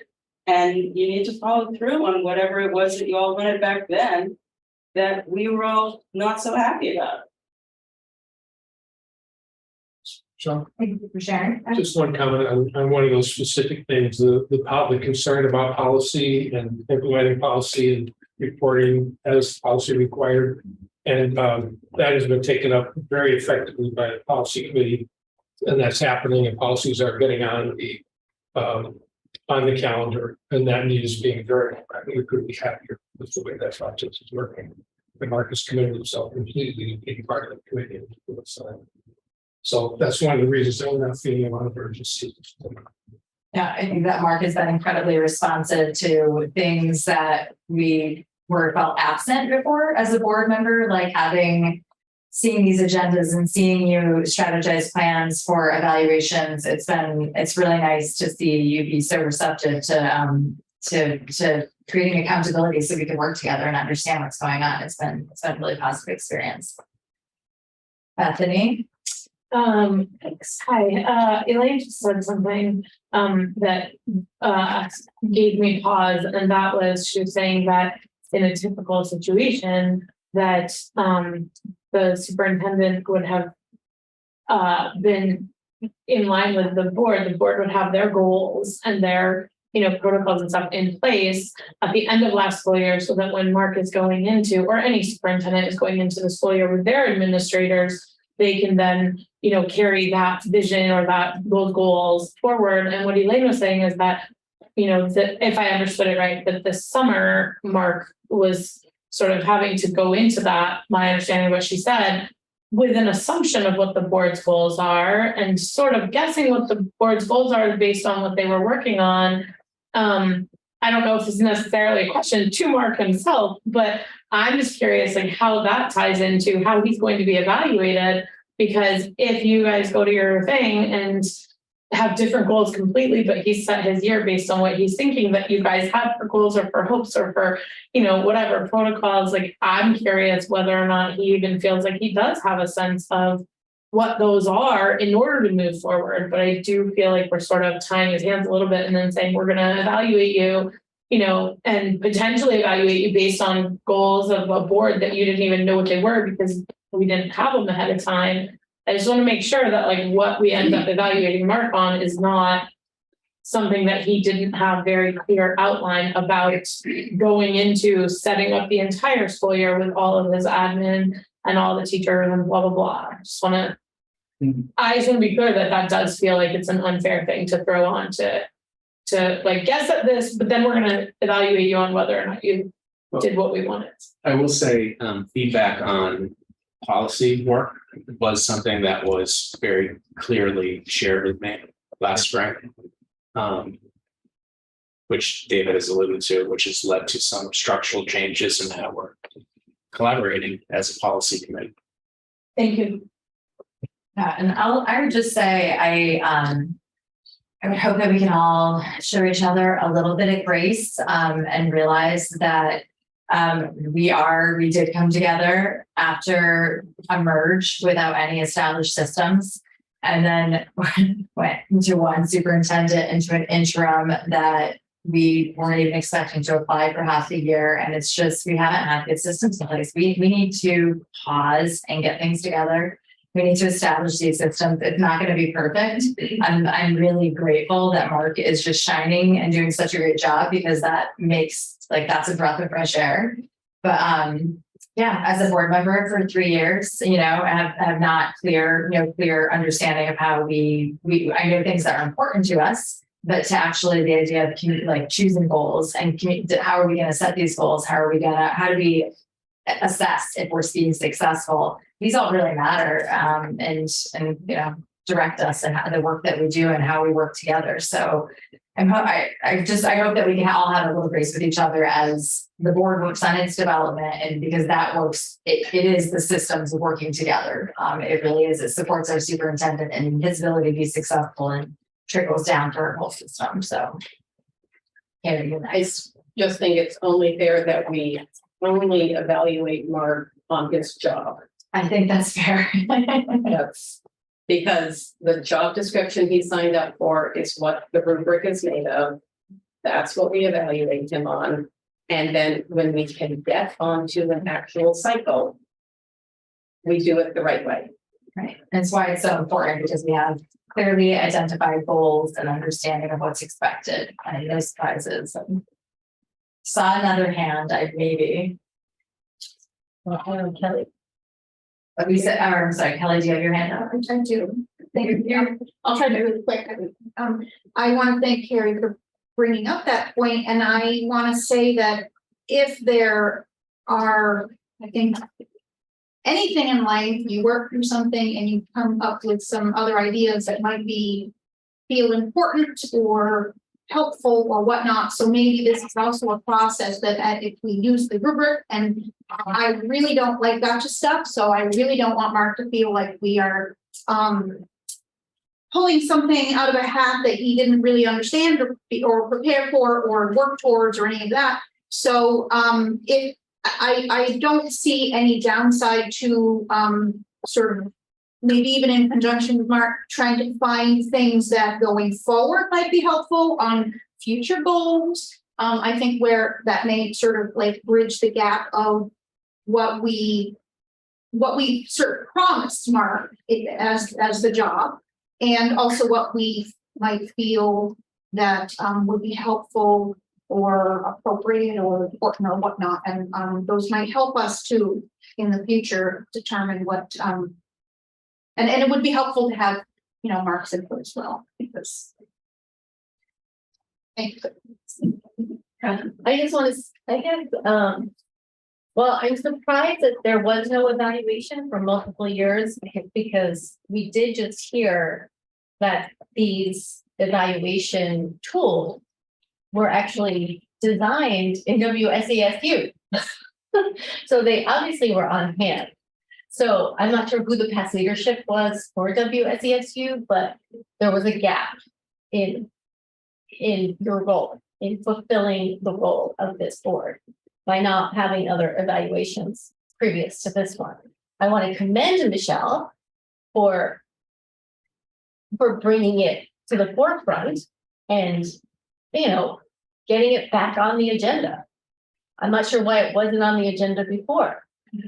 So thank you for doing that. I'm hearing that maybe Mark was given a 1-year contract because he wasn't fulfilling because policies weren't getting done. I'm not feeling like, I personally don't feel like that would be a reason to give someone a 1-year contract because that is the work of the board and not really the work of the superintendent is marginally involved, but really the board works on policy. So I just wanted to comment on that. Okay. Just to explain why it hasn't been done. I was on the board with Christina that evaluated and developed this evaluation when Lyle Holiday was our superintendent. Okay. Then Lyle left and we hired Andy Skarzinski, but Andy left before a full year was up. So we hadn't gotten to the point where you could do the evaluation. So then Mark came in as an interim for a year. And then when we were at that point, I was out of it. We come to this board and now we're trying to get back on track. But there was no, in effect, multi-year superintendent after Lyle, where we could actually perform a full evaluation. By the time we got to doing that in the spring, we were working on it with Andy. He announced that he was leaving. So there's no, if he had been here 3 years and we never evaluated him, yeah, come at us. Totally, absolutely right. Okay, well, but we haven't gotten through. Since you did have an evaluation that you were going to use for Andy, I'm just again surprised that there wasn't an evaluation on, for Mark sooner than now, because there is obviously, it sounds like you used an evaluation tool and that it had been used pretty recently. I think actually my memory is that, we were not part of the Vsba at that time. So we were developing our own evaluation, whereas we're buying a service and they come and it's all prepared and they help guide us and help us fine tune it to fit our needs. So that year with Andy, we didn't have that as a resource because it's you buy every year. So we were trying to develop our own. And then, we were coming together pretty late in the year, but coming together, and then he left. And by all means, I don't mind sharing that it's part of the difficulty in hiring with an internal hires. If you don't have an evaluation in place, it doesn't give you a whole lot to work with to make sure that you're having a fair assessment. So it was definitely a hardship. It definitely is hindered. And really important that we're consistent with this type of work and that we get it on a schedule and it's routine forever. Yeah. Jackie. I also just want to say that moving forward in the future, when establishing the goals for the superintendent evaluation, it's going to be really helpful to know what Mark's goals are, because if you know Mark, you will probably know that he has robust goals for himself that are probably going to far exceed the 2 to 4 recommended goals. So it'd be really good information for the board to find out what all of those are, and helpful going forward. Okay. Is that good for everyone? I think we all have a plan. We're gonna get, What's our plan? we're gonna get this plan for the plan, right, Sue? We're gonna get this going. We are, what did I write down? Not workshop stuff. I mean, the plan is basically like to get it has to be completed by February 15th. So do you have a start date in mind, Sue? Is it just a matter of saying, let's do this? Or do we, as a board, would we like to have we should meet with Mark and just see how he wants to place. He has shared publicly some professional goals. So probably, actually, Mark, I should be asking you, do you want to meet with the board and just establish if there's your professional goals go into those places, or just leave them out and Elaine can have 2 cents? She's like already ready to talk. Well, I've shared my goals with all 3 boards. Yeah. And the committee. Yeah. Yeah. So go ahead. I'm sorry. Is it okay for me to speak? You're on. Okay. So my recommendation would be, Michelle, that you ask for volunteers, like a group of 3 people, to formalize a recommendation to the board. So 3 board members who would meet with Mark and figure out a timeline and then present that to the board.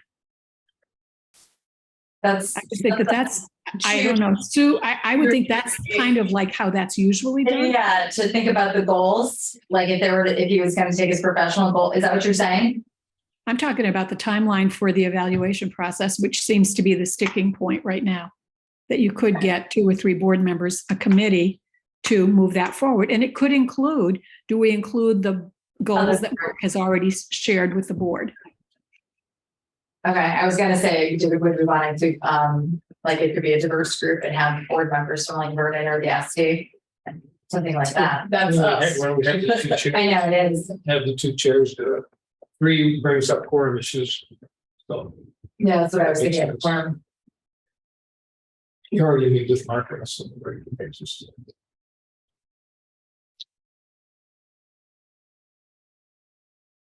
Or is it even necessary? Or do we want to just say to Sue, let's get the ball rolling? If we're not going to specify goals into there, do we want to just have Sue, because really step 1 is send out the rubrics and have people fill them out, right? Yes. Yes. And I would just need the email addresses. And the only thing I would say is we have our conference next week. So it would be very helpful to us if you want to do it right away, that we get it out sometime during the week of October 24th rather than next week, because next week is very hectic. Okay. So are we okay with just sending out the rubric? Is there a reason that we need to have a small group meet with Mark? Does that jive with anybody? I'm not getting much. I'm just looking at the calendar.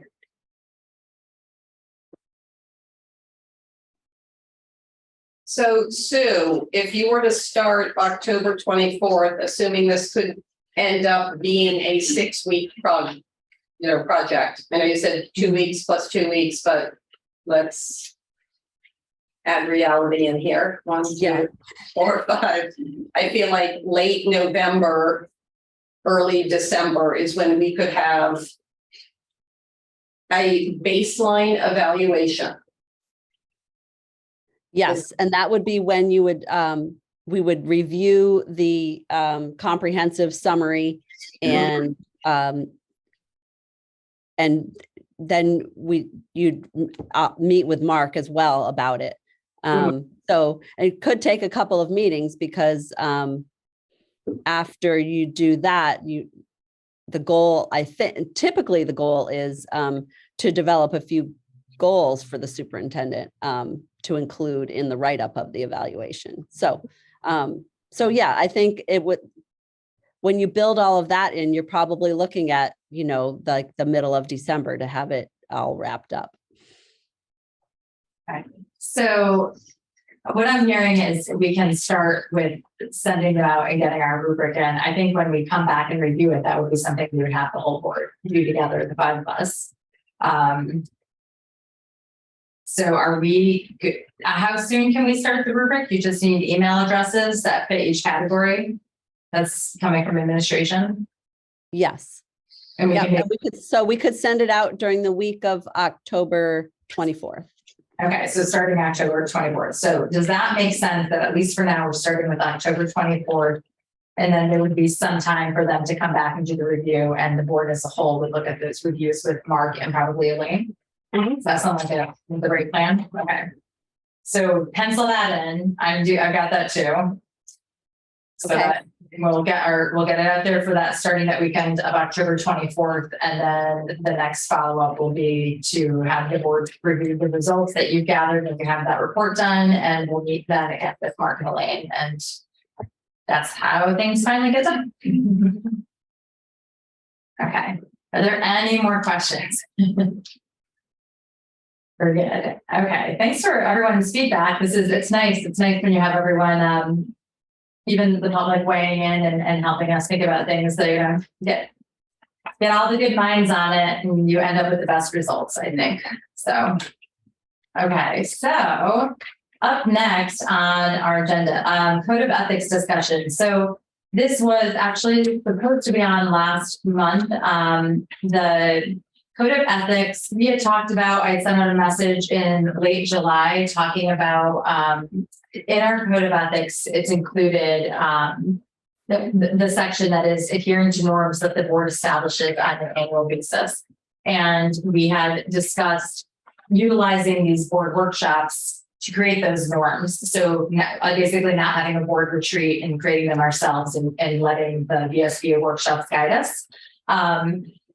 That said, I don't think I realized when I sent out that message that our code of ethics for this board carries over from your school district board. And which, I think we can acknowledge that sometimes that creates friction if boards aren't operating all on the same page. So the question of the day is, does the WSESU board want to adopt its own code of ethics that we would also sign off? It's pretty much all otherwise the same, but there is that one piece about, annually reviewing and establishing board protocols and norms for the meeting. And that's the question on the table. What's the difference? And I'm sorry, and actually, Carrie, it started because you had requested us signing off on code of ethics. And when I pulled it up, it was like putting pieces together and realizing that our code of ethics carries over from our school district. That's historically how we've done it. And so when I reached out to Barb, because I saw outdated one, she explained that. And so it's really just, if these board workshops are the beginning of sort of unifying, similar operating protocols, it might not be necessary, and we don't have to make a decision today. It's just that was sort of the foundation of that question at hand. Does the WSESU want to sign off on their own code of ethics agreement? Apparently not. And it is literally specific to under respect my peers, my constituents, and confidentiality considerations, adhere to norms that the board establishes on an annual basis. So we had talked about establishing our norms and waiting for the board workshops and seeing if that felt adequate to sort of adopt something, as this is usually done at like a board retreat. Or do we feel like it's appropriate for them to carry over because typically maybe the operating protocols would be similar. Sorry, I thought we used to sign at the SU level a code of ethics. And I know that Vernon's code is, we take just the VSBA code in Vernon. and we sign that. That's why she brought that up and said Demerson changed it to The district, so there's the slightly different. district board is slightly different. I'm trying to find when we did I swear we as an SU have done the code of ethics. If that's the case, you have to tell her she was wrong. No, I am not doing that. Jackie, you understand that? Well, first, my question was gonna be if Vernon's code of ethics were different, but you answered it. But I do think that we sign them on the SU board, and if you want me to tell Barb she's wrong. It wasn't up to, there was nothing, I pulled it up and it was names I had never seen it from either board. They were actually pre-merged sheets on our online. Yeah, I just remember doing. I swear we did. Yeah, we did. And I always thought it was like, basically, we tried to do it in March after we came on. It's usually Right, one it's supposed to be a it's one pretty- of the first things you need to do as a new board. You sign your code of ethics, so it is your operating standard. I will look and see if I can find them in a file somewhere. It's something that could be on the agenda next time and we can make, if she's confirming that that's not been the way, we could simply make a motion that we're adopting to have our own and have it. I don't see any harm in having a code of ethics. I agree. That's sort of how I feel. It's a nice disclaimer to have. So an agenda for next month, we'll do SU code of ethics.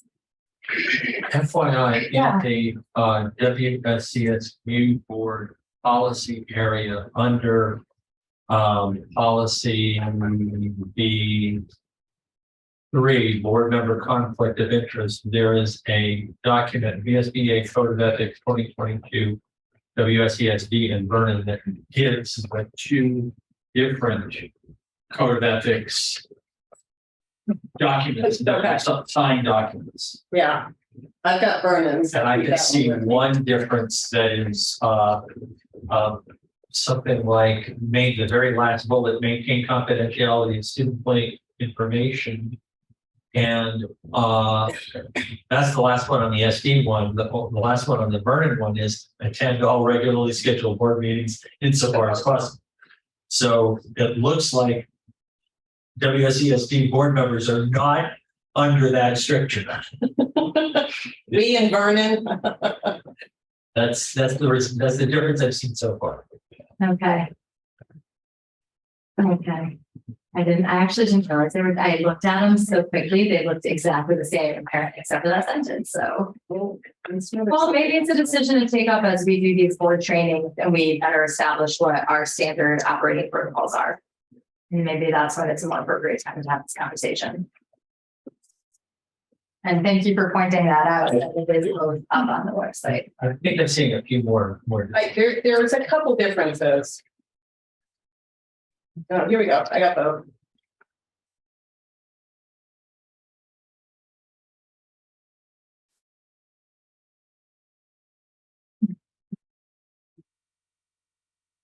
Yeah, that's where it is. It's under the respect my peers section. The district has adhered to norms that the board establishes on an annual basis. Vernon does not have that. I think that's the same. You guys have maintained confidentiality of student and employee information entrusted to me as a board member. We have maintained confidentiality of information and discussion conducted in executive session and uphold applicable laws with respect to the confidentiality. I think you guys spelled yours out more. Comply with Vermont's open meeting law, conduct board business in public, and will only enter executive session as allowed. You guys have promptly addressed any ethical concerns of or with fellow board members first with the board.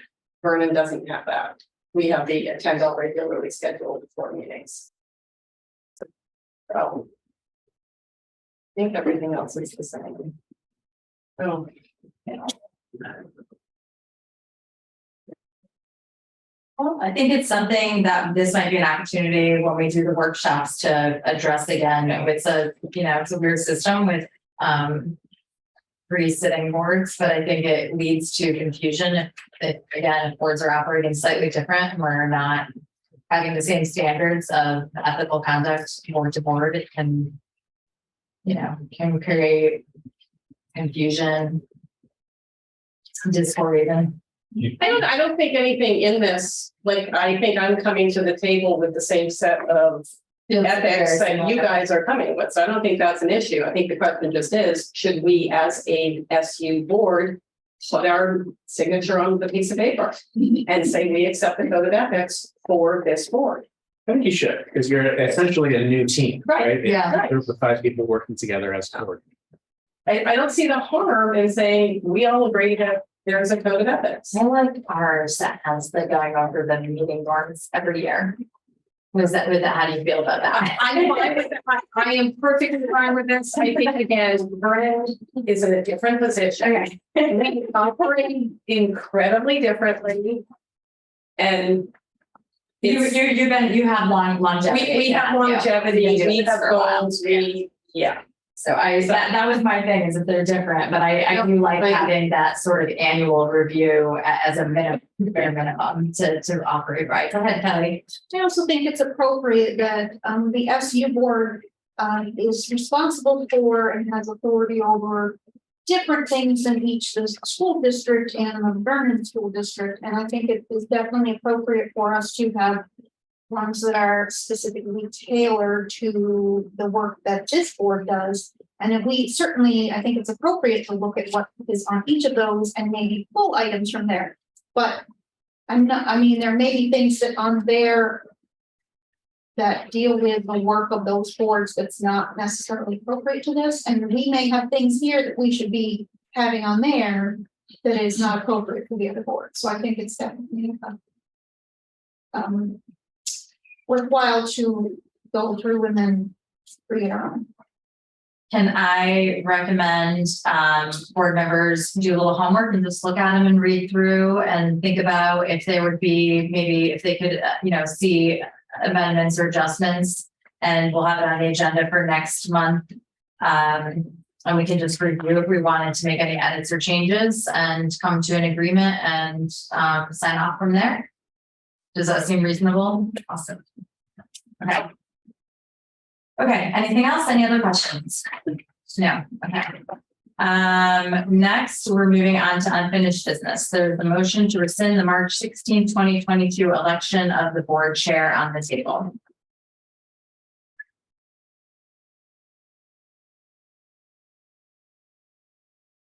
Not sure if I'm going right for a second or if it needs to be stated again. Sorry, I'm still. Liz has a hand. Liz, go ahead. Hi, I don't know if we need a second or not. We did that at the last meeting, and it was moved to postpone the rest of that to this meeting.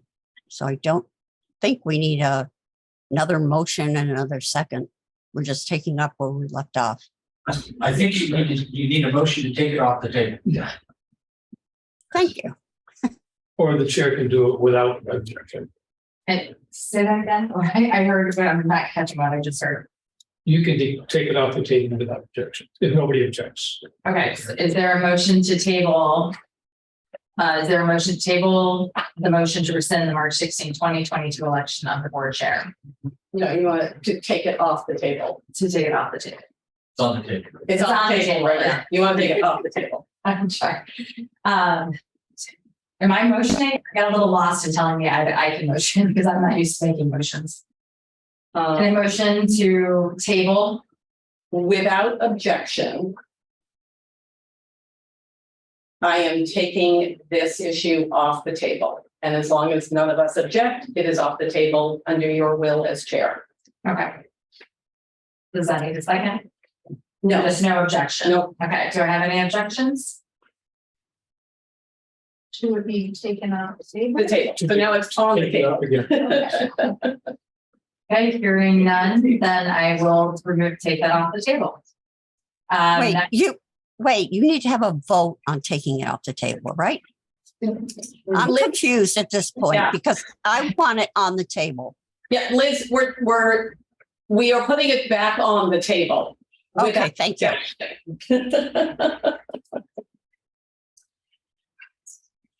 The clarity really is putting it on or taking off the table is ridiculous. It's ending. Debate got ended the last meeting. Now you want to recommence debate. That's it. Okay. I'm very confused with this taking it off the table part, so. So Carrie, can you repeat what you said? Without objection. Is it on the table? You are.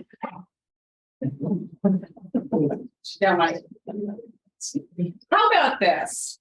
I move let's just do it the old fashioned way, right? I move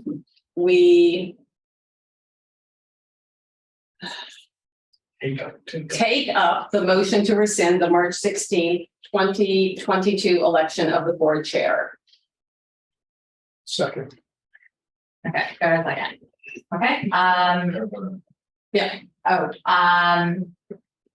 all in favor to take up the motion as Carrie presented, say aye. Aye. Okay, the ayes have it. Discussion? Yeah, I'd like to speak to it. I want to speak to the motion. Go ahead, Liz. Okay, I have something I'm going to read, so let me know if I'm not loud enough or slow enough or whatever. Okay. I feel responsible for the situation. I was a new member of the SU board when I nominated Michelle for chair and deeply regret that I did so. I did not think that things would continue in a negative manner. When it became clear that things would not improve, I had hoped Michelle would resign the chair so that her behavior and issues she has caused would not have to be aired in public. I am reluctant to do so. However, this is critical to the success of the SU, SD, and Mark as well. What you generally see about Michelle's behavior in public is not what I have seen in executive sessions of both boards and other forms of communication. It has become more frequent over the last 6 months or so.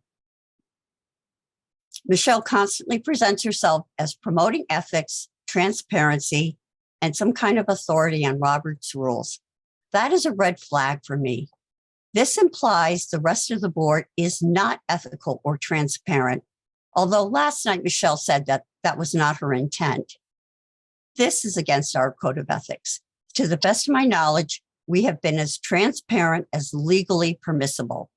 There are things we cannot tell the public, which includes any information about any employee of either board. That is listed in Vermont statutes, 1 Vsba 317C7 employees. At our last SU meeting, the members of the SU board were accused of violating open meeting law. We did not. To be clear, I only exchanged emails with Dave. Over the 7 months this board has been operating, it has become obvious that each member has lost confidence and would prefer another person to be chair.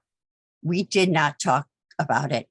Michelle did it herself by being so out of line and obnoxious with other board members. I did not need to communicate with Kelly or Carrie to know how offensive that was.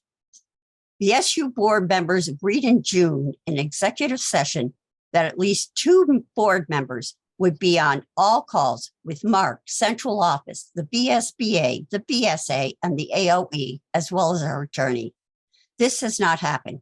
We agreed to and need a collaborative approach in this. In the same executive session, Michelle presented us with a contract for her to sign for a needed service. The contract had multiple errors which needed to be corrected before we would allow her to sign it. Not only was the contract presented to us in this way, but it was quite late in being shared with us as it needed to start almost immediately.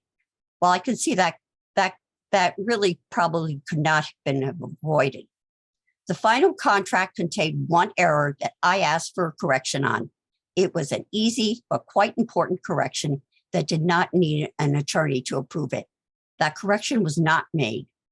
Michelle, as chair, has overstepped her roles at times and committed the board to actions and activities without fully engaging or informing us. While she asked for suggestions about training, she never checked with us about what she was arranging and gathered input on those. She overstepped her authority by committing the SD board to these trainings with no authority to do so. She has tried to exert authority over the SD board. The SU board has no power over the SD board. Think about it this way. Should Vernon have to come to the SU board when asking or telling Mark something to do? Of course not. Neither does the SD board. In various settings, but particularly in executive sessions with the SU board, Michelle talks for a very long time, making the same point over and over in different ways. When asked to get to the point, she gets angry. She has also talked loudly over the person who has the floor, thereby abusing her role as the chair. This divisive, excluding style has halted our progress and alienated her peers. She needs to step aside.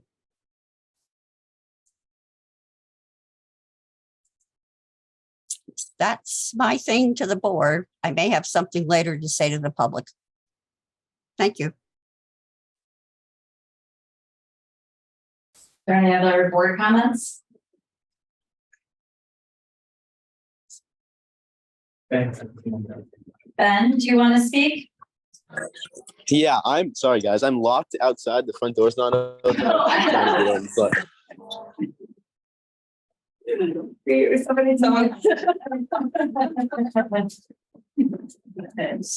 That's ingenuity. You've had to stand up for a long time too.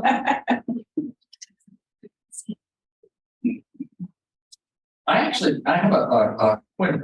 a question about order. I happen to be looking in Robert's Rules of Order, and I'm curious about a section of it. And I know folks, I think I understand from the last meeting, there was a lot of conversation with Secretary of State and other folks prior to that meeting, but I'm sort of wondering about this particular section. And for those of you, and I'd love to have somebody that actually has the printed version check me. This is from an online version of Robert's Rules Revised. It talks about in the section rescind, repeal, or annul. And as I understand it, this is a motion to rescind.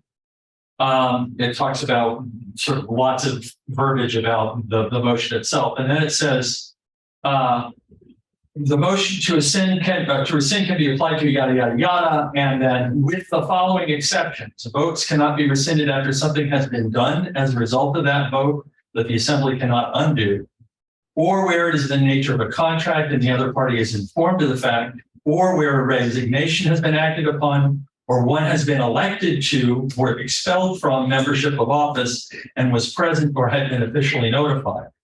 I'll say that last one again, the specifics, where an election, where one has been elected to a membership or office and was present or had been officially notified.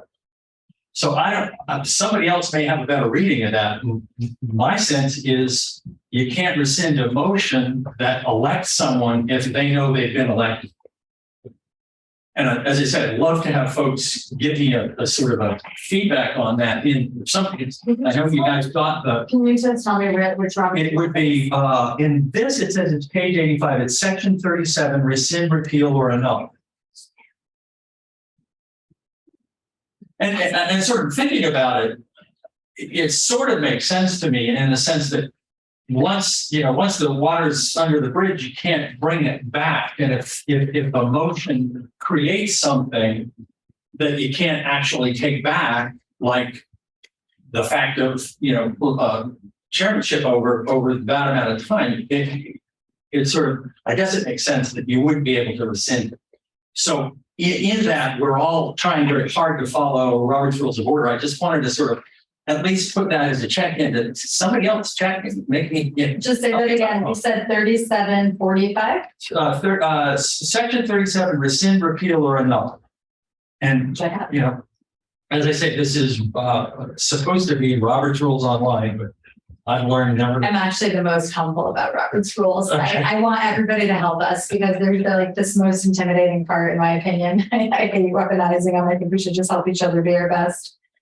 So thank you for this. I have been told that, and honestly, I did not delve deeply into this. I had been told that I couldn't be removed, and I had hoped that I would hope that anyone would talk to me about conversations about what issues were. I feel like some of our concerns as I shared last night, is that there's differing opinions of our code of ethics. And that to me seems where there seems to be friction, is that if on one board we operate in one way and on another board, my interpretation of chair is, for instance, I have a different definition of scope. And I'm trying to draw a line around that. It seems to have a friction, and why it's so important that we're communicating on and building the same guidelines. We're always on the same page and we have the same standards.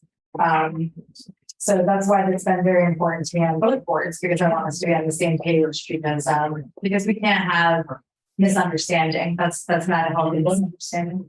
Yeah. And I have had that shared with him. Actually, is Sue here still? I don't know if she's interested in weighing in, and I know you cannot do legal advice, she'll say, but she does have a lot of expertise around Robert's rules. I also am not sure that she's there. Christina's here as well. Sue's here. Yes, I am still here. I was actually looking around in my Robert's rules, and I unfortunately don't have, I'm not in my usual location, and I don't have the 12th edition. I have the 10th edition that I'm looking at. So I would rather be looking at the 12th edition to make sure that I'm looking at the proper language. All I can say is that the Secretary of State looked that up for me when I inquired about it. And when she called me back, that is what she gave me. I understand that Section 37 is another way to do this. However, I don't think, Paul, that your interpretation is the way that Jenny was necessarily interpreting it, because I did not know how to go about this, so I called for help. So I'm looking in Robert's rules, the hard copy 12th, newly revised 12th edition, page 291, in section 35:6. When actions that cannot be rescinded or amended, the motion to rescind or amend are not in order under the following circumstances. C, when a resignation has been acted upon or a person has been elected to or expelled from membership or office, and the person was present or has been officially notified by the action. And then talks about, for the case of election, C60, oh, there we go, C62-12-16 regarding removal of person from office. So let me look that up. Sorry, don't mean to be holding up. No, we appreciate all of the support we can get from all the smart minds to the table. Yeah. So you get the best results. Jackie, you can speak with you since we're flipping pages. Well, this just reminded me of just last night at the SD board meeting before the discussion, the ethics discussion at the end, where it was motion to censure Kelly. I remember distinctly now Ann Beekman stating that there is no process in the state of Vermont to legally remove an elected official. So I wonder if that applies to this. It feels like it does. I don't know if Ann is on Zoom, but she might be someone that knows about it. But she did say it last night and everybody was very quick to agree with it. So, I mean, there's reluctance to agree with it now, but it just happened last night. So I'm familiar with that as a I feel like we should pursue this before any final action is taken, to be totally sure that what we're doing is something we can do. Thanks. hold on, hold on a second. Somebody was about to speak. Go ahead. Can I let's see. I just find it a little ironic, Liz, that some of your reasoning around you're complaining about Michelle as her speaking loudly, her not listening, when I've been at public meetings with you where you have sabotaged meetings and nobody could talk because you were screaming. So I have a hard time trusting what you're saying, first of all, and understanding why you would set standards higher for Michelle than you do for yourself. Well, Lisa, I have made some mistakes and I have apologized for them, unlike the libel and slander that has been directed at me from a member of the public. Now, the motion, Jackie, you're not removing an elected official from office. People are still talking. Yeah. Point of order. I believe Lisa has the floor. Thank you. Thank you, Carrie. Well, I kind of lost my train, but I mean, that was one of my big points. I also just find it unreasonable to try to just change chairs at a time when you're going through an evaluation process and a contract negotiation, and you have a chair who's been establishing a relationship with the superintendent, and the main goal of this board is to oversee and work on goals with the director. I just think it's destabilizing and it's unfortunate. I mean, I don't think there's anybody in the room here who doesn't think that the problem is Liz Adams, and I'll just say it out loud. Like, I'm sorry, like, Liz Adams, you're the problem. Quote me the reformer, put it on the front page. Nobody in this room disagrees with me. Okay, so this is the most dysfunctional board any of us have ever seen. And the idea that in the middle of all this dysfunction, you would decide that you're gonna, Dave, are you talking while I'm talking? Yeah, sorry. That's like a great example of this dysfunction. There you go. So rude. So rude. Rude to the public, rude to one another, rude to one another. As examples for our children, trying to unseat each other as a way to solve problems. It's like having a fight in the bathroom. I don't know. To me, you all need to just get your acts together, stop trying to unseat each other. Don't let Liz Adams steer your boat, because that is not a ship that you want to sink on. Then you had your hand up next. I did. I'm gonna stand up to this one because it's important to me and it's important to our whole school. I look across this room and I see family, friends, community members, people who I've known for my whole life. And it makes me so happy to think that there's so much capacity and capability for sure. And you look at the actions of our school board and you can't help but be disgusted and irritated by how childish, immature, and sad it is to see people treating each other this way. Not even people across the country, not even people across the world, but people in your own school board are attacking the ones who are really, really, really trying to do it right. And that is sad. And that is disgusting. We need to come together as a community, as a family, if you will, because I am comfortable using that term in this setting, because we are. We are. We're people who need each other desperately. And to act like this, blame other people for your own issues, and just be a force that's taking down everyone's stamina, capacity, and commitment to their job is disgusting, and I think needs to be addressed. Madam Chair. Michelle. Yes, it's Stephanie and then you. I've been watching it. My eyes have been scanning. How about that? Thank you. So first, to echo what a previous speaker said, I wrote down what I wanted to say because I tend to talk a lot. So I figured if I wrote it, then I wouldn't babble. So in response to a previous speaker, I just also want to say that Liz, you mentioned the way that Michelle speaks. I will go toe to toe with her any day about the disrespectful, interrupted, and silencing tactics of several board members on both the SD and the SU board, including both her and the previous SD board chair. But on the topic at hand. So I'm going to start out by saying that, yes, I know that this board is separate from the SD board, with the exception of one member. It's the same elected representative. Interpersonal interactions don't just disappear between the meetings. They didn't go away after last night and then show up differently here. Concerns and issues being voiced at one board are clearly also being retaliated against here. This is an attempt to silence a member of both boards via this one who's pushing for transparency and who's working to set sound, clear practices and procedures to develop better board cohesion.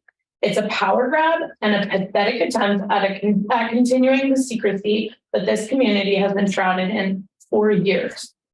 I run an after-school program with kindergarten through 6th graders in our district, and I spend every day working with 5 to 12-year-olds, helping them learn how to tell the truth work out conflicts, and treat each other respectfully. And I have to say that they understand these concepts far better than most of the members on this and the WSESD boards. Transparency is essential. Even tonight with the discussion of a board retreat or training, members indicated that public should perhaps not be included because it may not be helpful. Not helpful is considering excluding the public from yet another board event or function. I've heard it said here that at the SD meetings and at the SD meetings, that as long as members don't discuss board matters, they can gather. How are we supposed to trust what you're discussing when you took the step that you did at the last meeting to oust this chair without stating reasons in a clearly pre-planned coup? There's no question that this was a result of board and member discussions outside of these meetings. Trust takes time and has been broken over and over again by both of these boards. This broke trust again.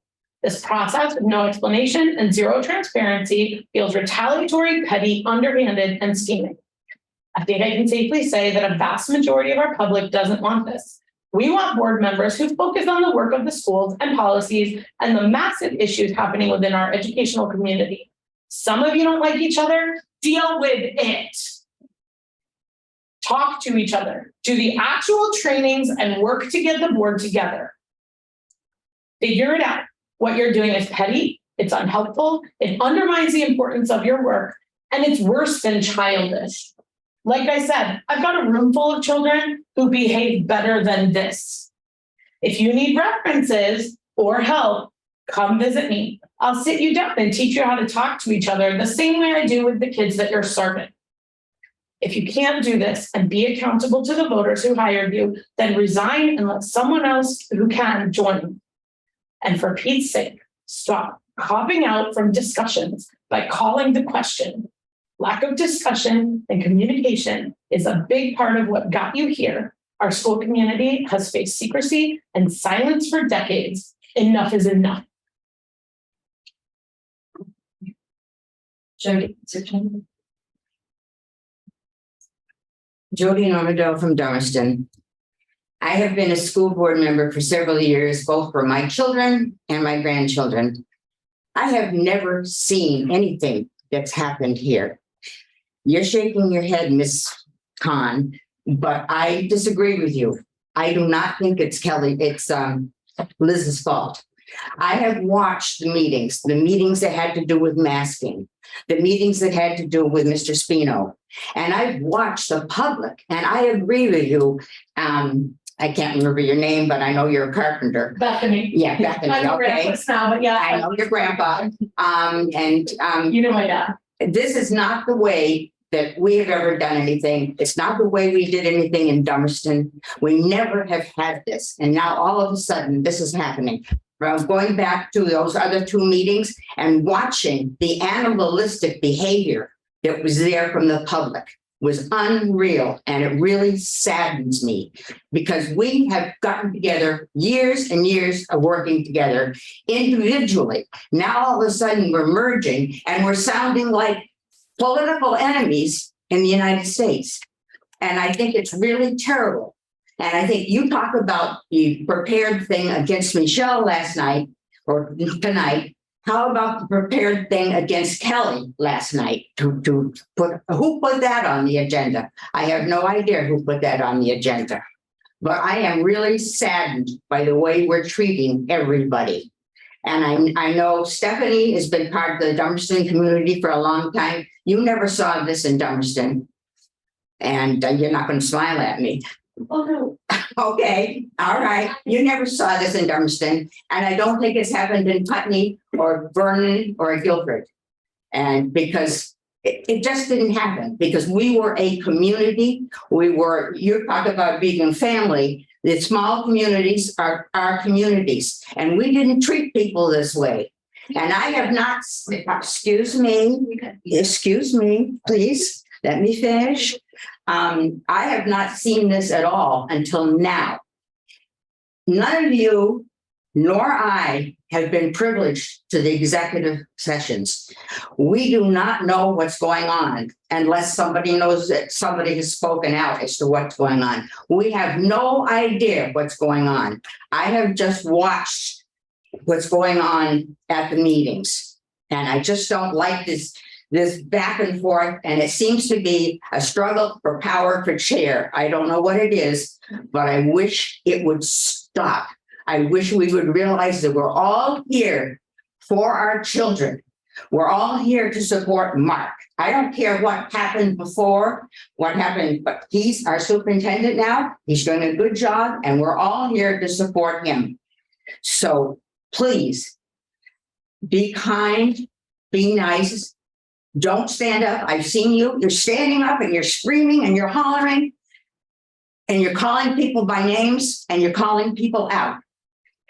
That isn't what we're about. And I am so thankful that I didn't continue on this board because it is enough. It's nothing that I want compared to the boards I have sat on before. So I wish we would all think about this and calm down. Yeah, so the cycle that we've been in clearly needs to stop. Like, we need to reset as all of our school boards. And I think this is a moment to do that and to commit to doing that. Because it's not healthy having meetings like this on multiple nights in a week for multiple months now. And I have faith that we can do that and that we will do that. And by establishing common norms and expectations of each other and holding each other accountable to those in a respectful way, not pointing fingers, not going toe to toe, but just committing to focusing on our students and our staff. And we'll make good decisions if we do that. We won't always agree. That's okay. But I mean, Ben Berg, let's listen to our students. So this morning I attended a student council meeting. We met for about 45 minutes. They are so invested in this school and the development of this school, the growth of this school. I left really inspired. And like, we can get there. We can get there at our next meeting. Like, it's not brain surgery. We can get there. Just make a commitment. We have trainings on the horizon. That'll help us solidify some expectations of each other. And let's just start making steps forward. Kelly is next. People on Zoom, I promise your hands aren't being ignored, but Kelly's a board member and her hand's up. So I have a few points that I want to respond to different things. One of them is Liz is not alone. And despite what people may think, it's not a personal thing. If you believe that I'm an ethical person, you'll believe me. If you don't think I'm an ethical person, you're not going to believe me. And there's nothing that I can do about that, unfortunately.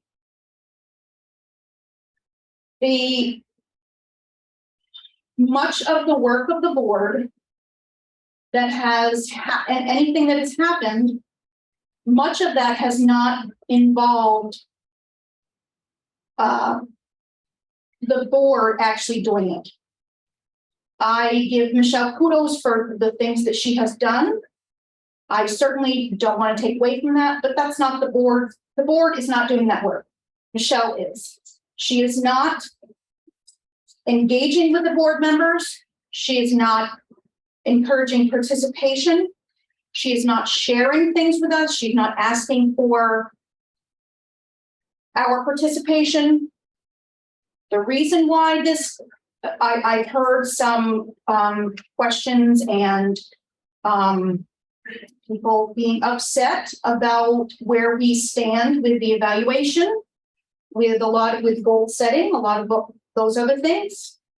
It's the board chair's responsibility to schedule meetings. It's the board chair's responsibility to set the agenda. It's the board chair's responsibility to do those things. The board chair has not been fulfilling her role. Other board members can certainly speak up if they feel that that's appropriate, if they feel that I am expressing what they have experienced. But she has not kept order in executive sessions.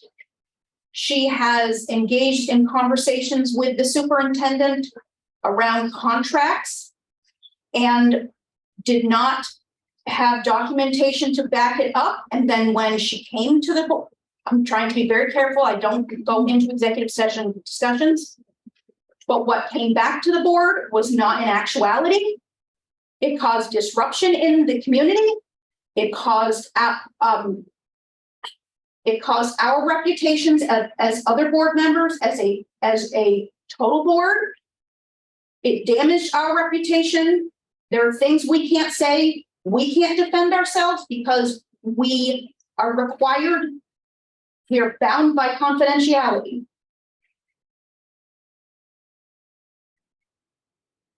Liz is not alone.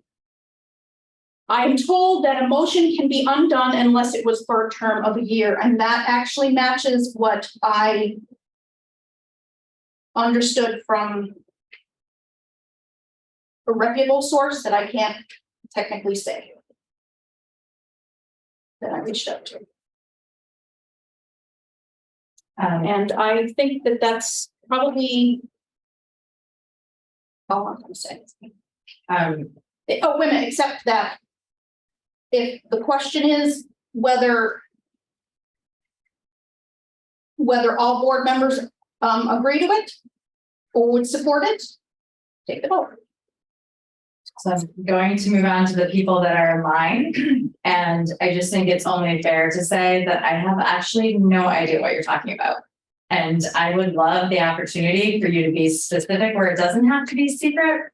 I have no idea what you're referencing. I have no idea what you're talking about. I'm completely lost. There are no secret meetings happening. I took the summer off in part because the experience of the spring was so exhausting and abusive throughout the board work. And we took a month off. And then in August, because of continued, I was being stonewalled. The last time that you spoke to me, Kelly, directly was in the month of June. And it was defining scope. I have no problem sharing that. And board members became upset with me and told me that I needed to do the will of the board, even though it would violate my code of ethics to stay within scope. And we never resolved that. And I've made many efforts and said many efforts to resolve it. And from that point on, I wasn't spoken to. And we have a long history of emails that demonstrate it. But it hurts my heart to know that I have no idea what you're referencing about meetings with Mark. Mark, I have not talked to at all. We have had one meeting with Kelly and you were invited, or I'm sorry, Carrie and you were invited. We've had one meeting since June. So I just don't even know what you're suspicious of.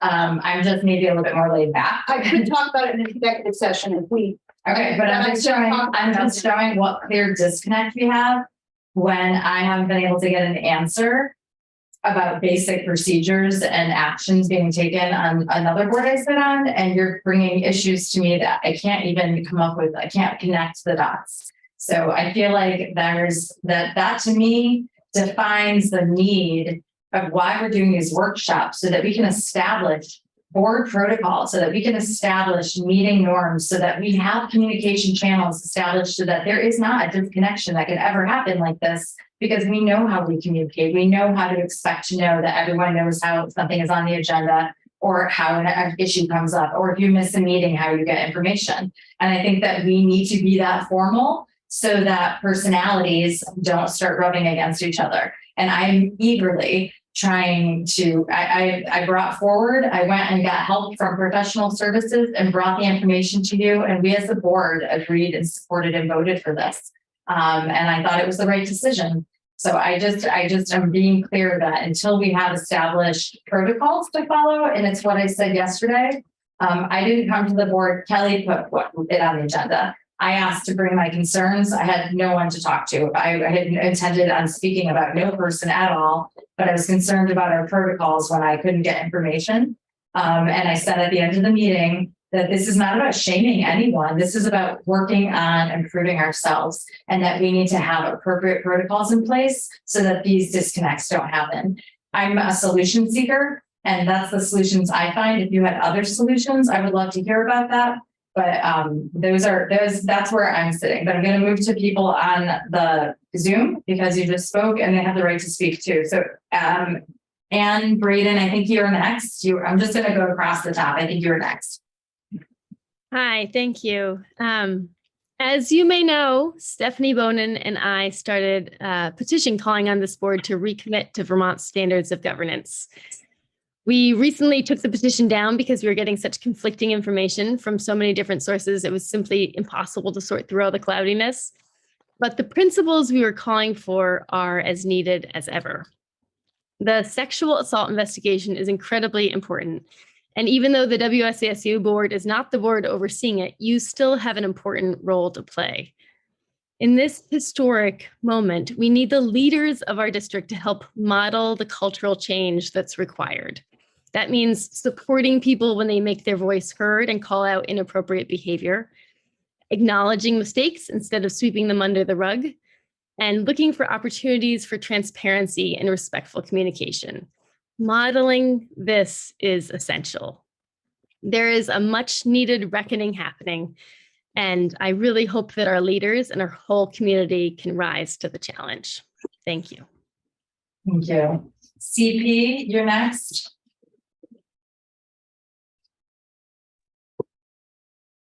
Hi, I'm new to this. I've just watched the last few meetings, and I'm just a parent in the community, and I'm wondering, like, there is a process that you all are elected to this board to have these positions, and I understand you all have different terms that expire at different times.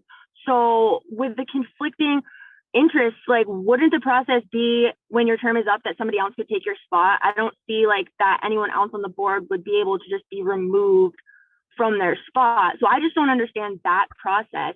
But like overall, being really new to seeing all of this, I don't understand how any of this is helping the kids in school. And especially what the last person just said, I'm sorry, I forgot your name. But with everything going on, all of these lawsuits and everything, like what's happening here right now doesn't look good and it's not helpful. And I don't really have confidence like that you guys know what you're doing. And if that's the case, it's okay, but I'm sure there's training. Like there has to be rules and probably laws of how public meetings should be conducted. And I know open meeting law violation has been like an issue in the past. And like, I don't really understand how things are being added to the agenda and changed, because it should have to be like posted pretty concretely in enough time for like the public to know about this. Because I'm sure if more parents were aware of what's going on between everybody here tonight, it would be a much bigger problem than it is. So I'm not really sure what the solution is, but just like somebody who doesn't know what's going on, seeing what's happening, I don't really know, but like, I think you're probably like breaking some laws is just kind of how it seems. Thank you. Ruby, you're next. Hi, Ruby McAdoo. I'm a PCS parent.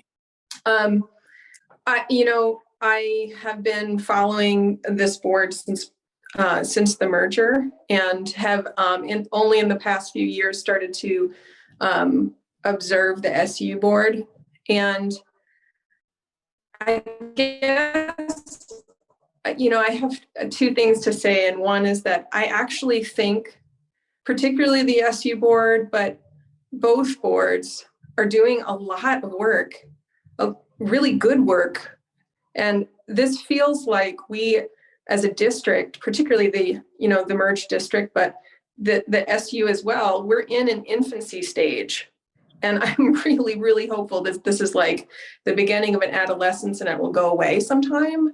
But ultimately, if I look at if I like just back up a few paces and see the work that's happening on this SU and on the SD, it's really important.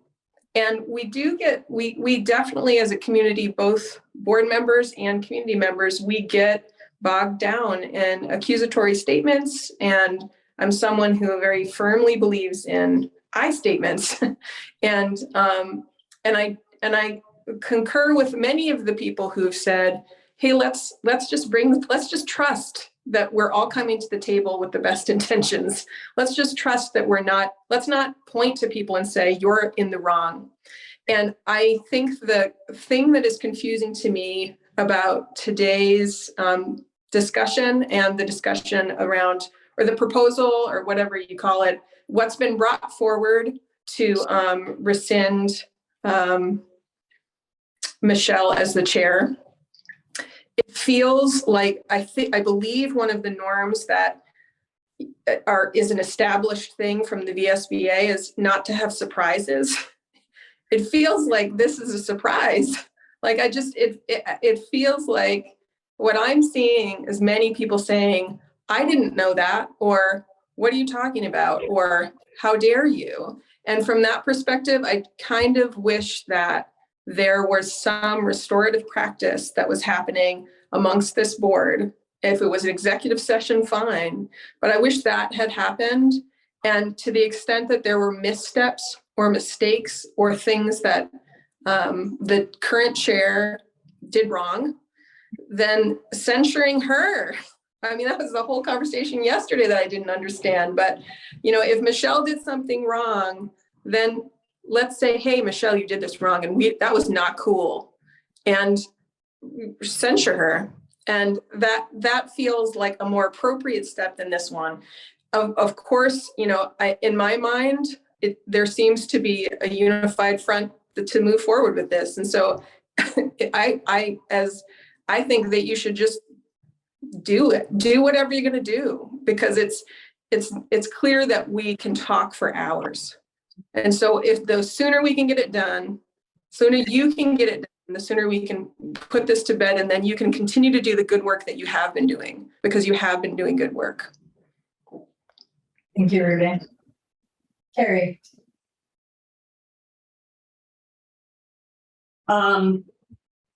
We clearly have a problem as a board, in my opinion.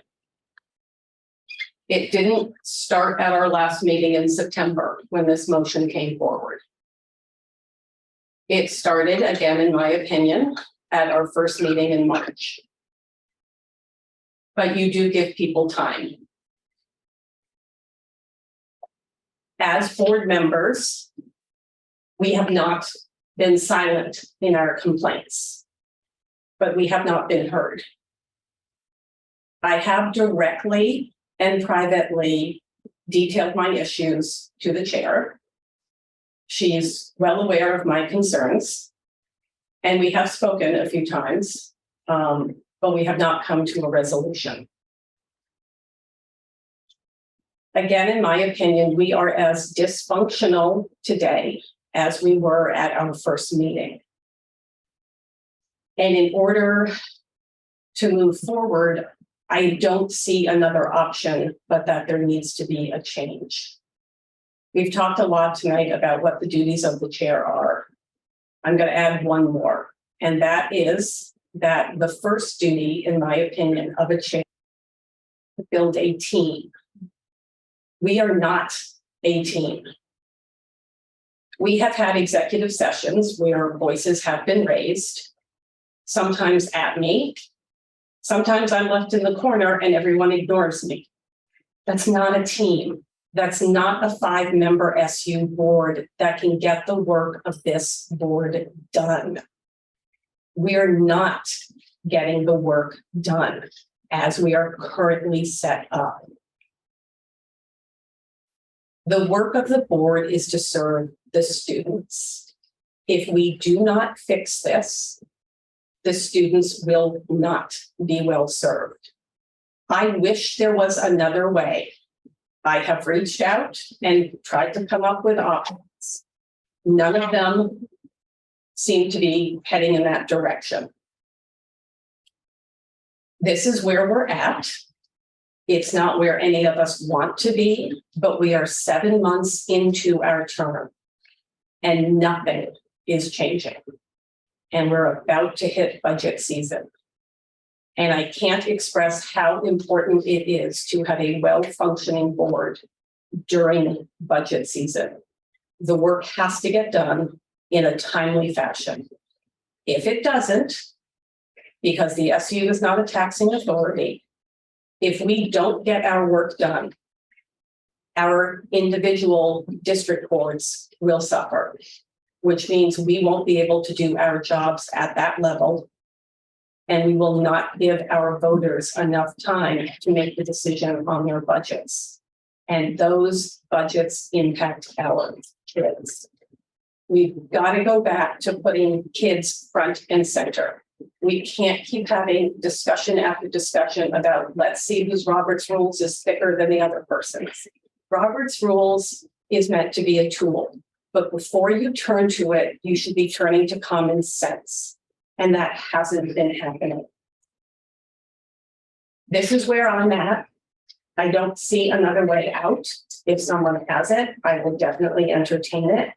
But we've got 5 members that we are absolutely dysfunctional, and we have not been brought together from day one, and it's not getting better.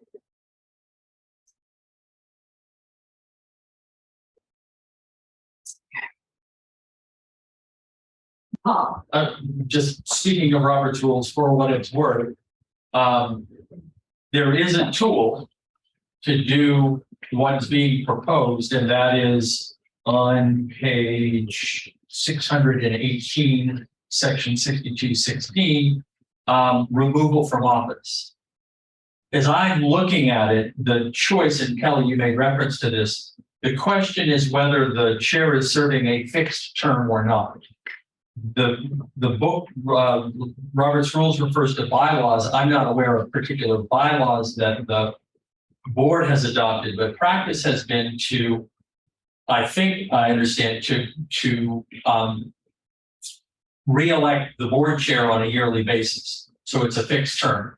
If it's a fixed term, there's one route. If it's an indefinite term, there's another route. And Kelly, I don't know, maybe you got more on that, but I think that's the first question. If it's a fixed term, then there's actually a formal procedure, investigation, and trial. If it's an unfixed term, then the bylaws do provide, or then the Robert's Rules do provide for a motion to remove from office that is a simple majority, as a 2/3 majority vote. So that's for what it's worth. I was told that the SU chair does not have a term length in statute. And so any motion can be rescinded unless the position was appointed for a term of certain length. And the SU chair does not have a term length in statute. So that's the information I have. And the way I'm reading it is that, and I think the reason for the reference from the motion to rescind is I read this as saying this is the better motion, a motion to remove from office rather than a motion to rescind. But again, just that's all I'm going to say.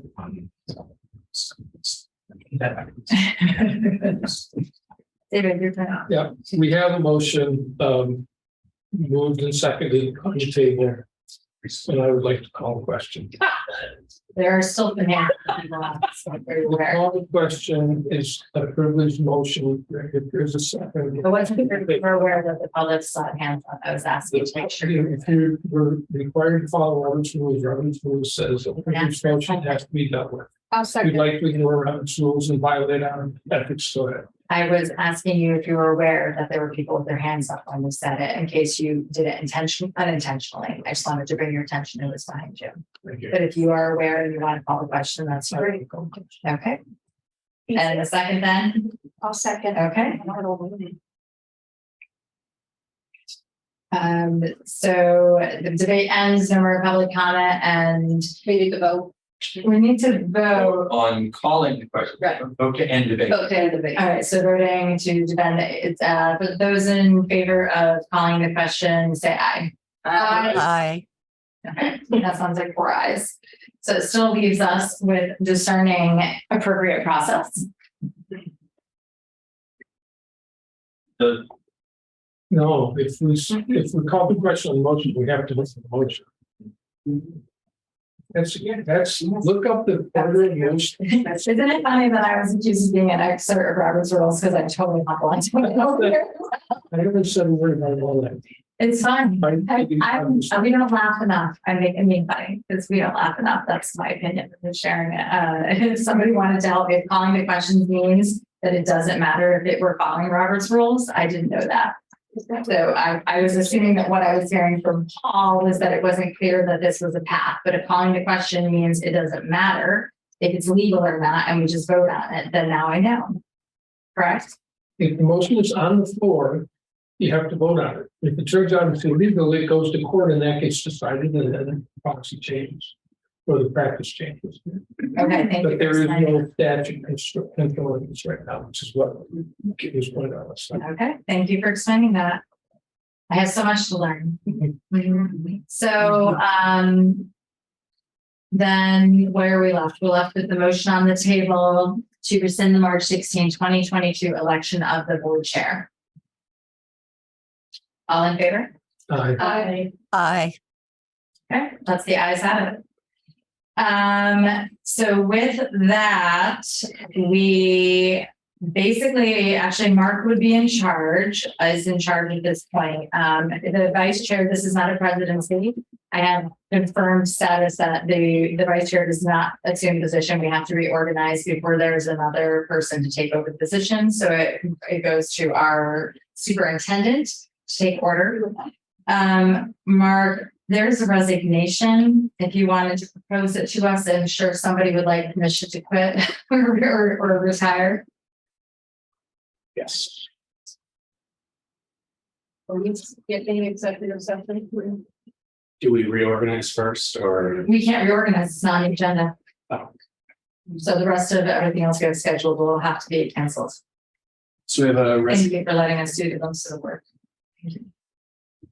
resignation of Eva Grimaldi, BOHS Special Ed Social Worker. Resignation or retirement? Resignation. So you're asking for a motion. For a vote. A motion that Accept we it. accept the resignation of Eva. Grimaldi. Second. What's that? You get to say all in favor. All in favor. Aye. Hey, I said congratulations. And if you want to run anything else in the meeting, you can, or you can adjourn the meeting. Can we do the Sure. consent agenda? The minutes were actually incomplete, so I think it'd be wise to just go ahead and adjourn. Can we do warrants and payroll? So no one's mad at us? Yeah, let's do that real quick. I move we accept the warrants and payroll of September 14th in the amount of $406,389.25. The warrants of September 28th in the amount of $303,956.86, and payroll for September 9th. Second. Let's hear a vote. Aye. I'll take a motion to adjourn the meeting. So moved. Second. Aye. Meeting is All in favor? The meeting is adjourned at 9:30. Thank you everyone for participating tonight.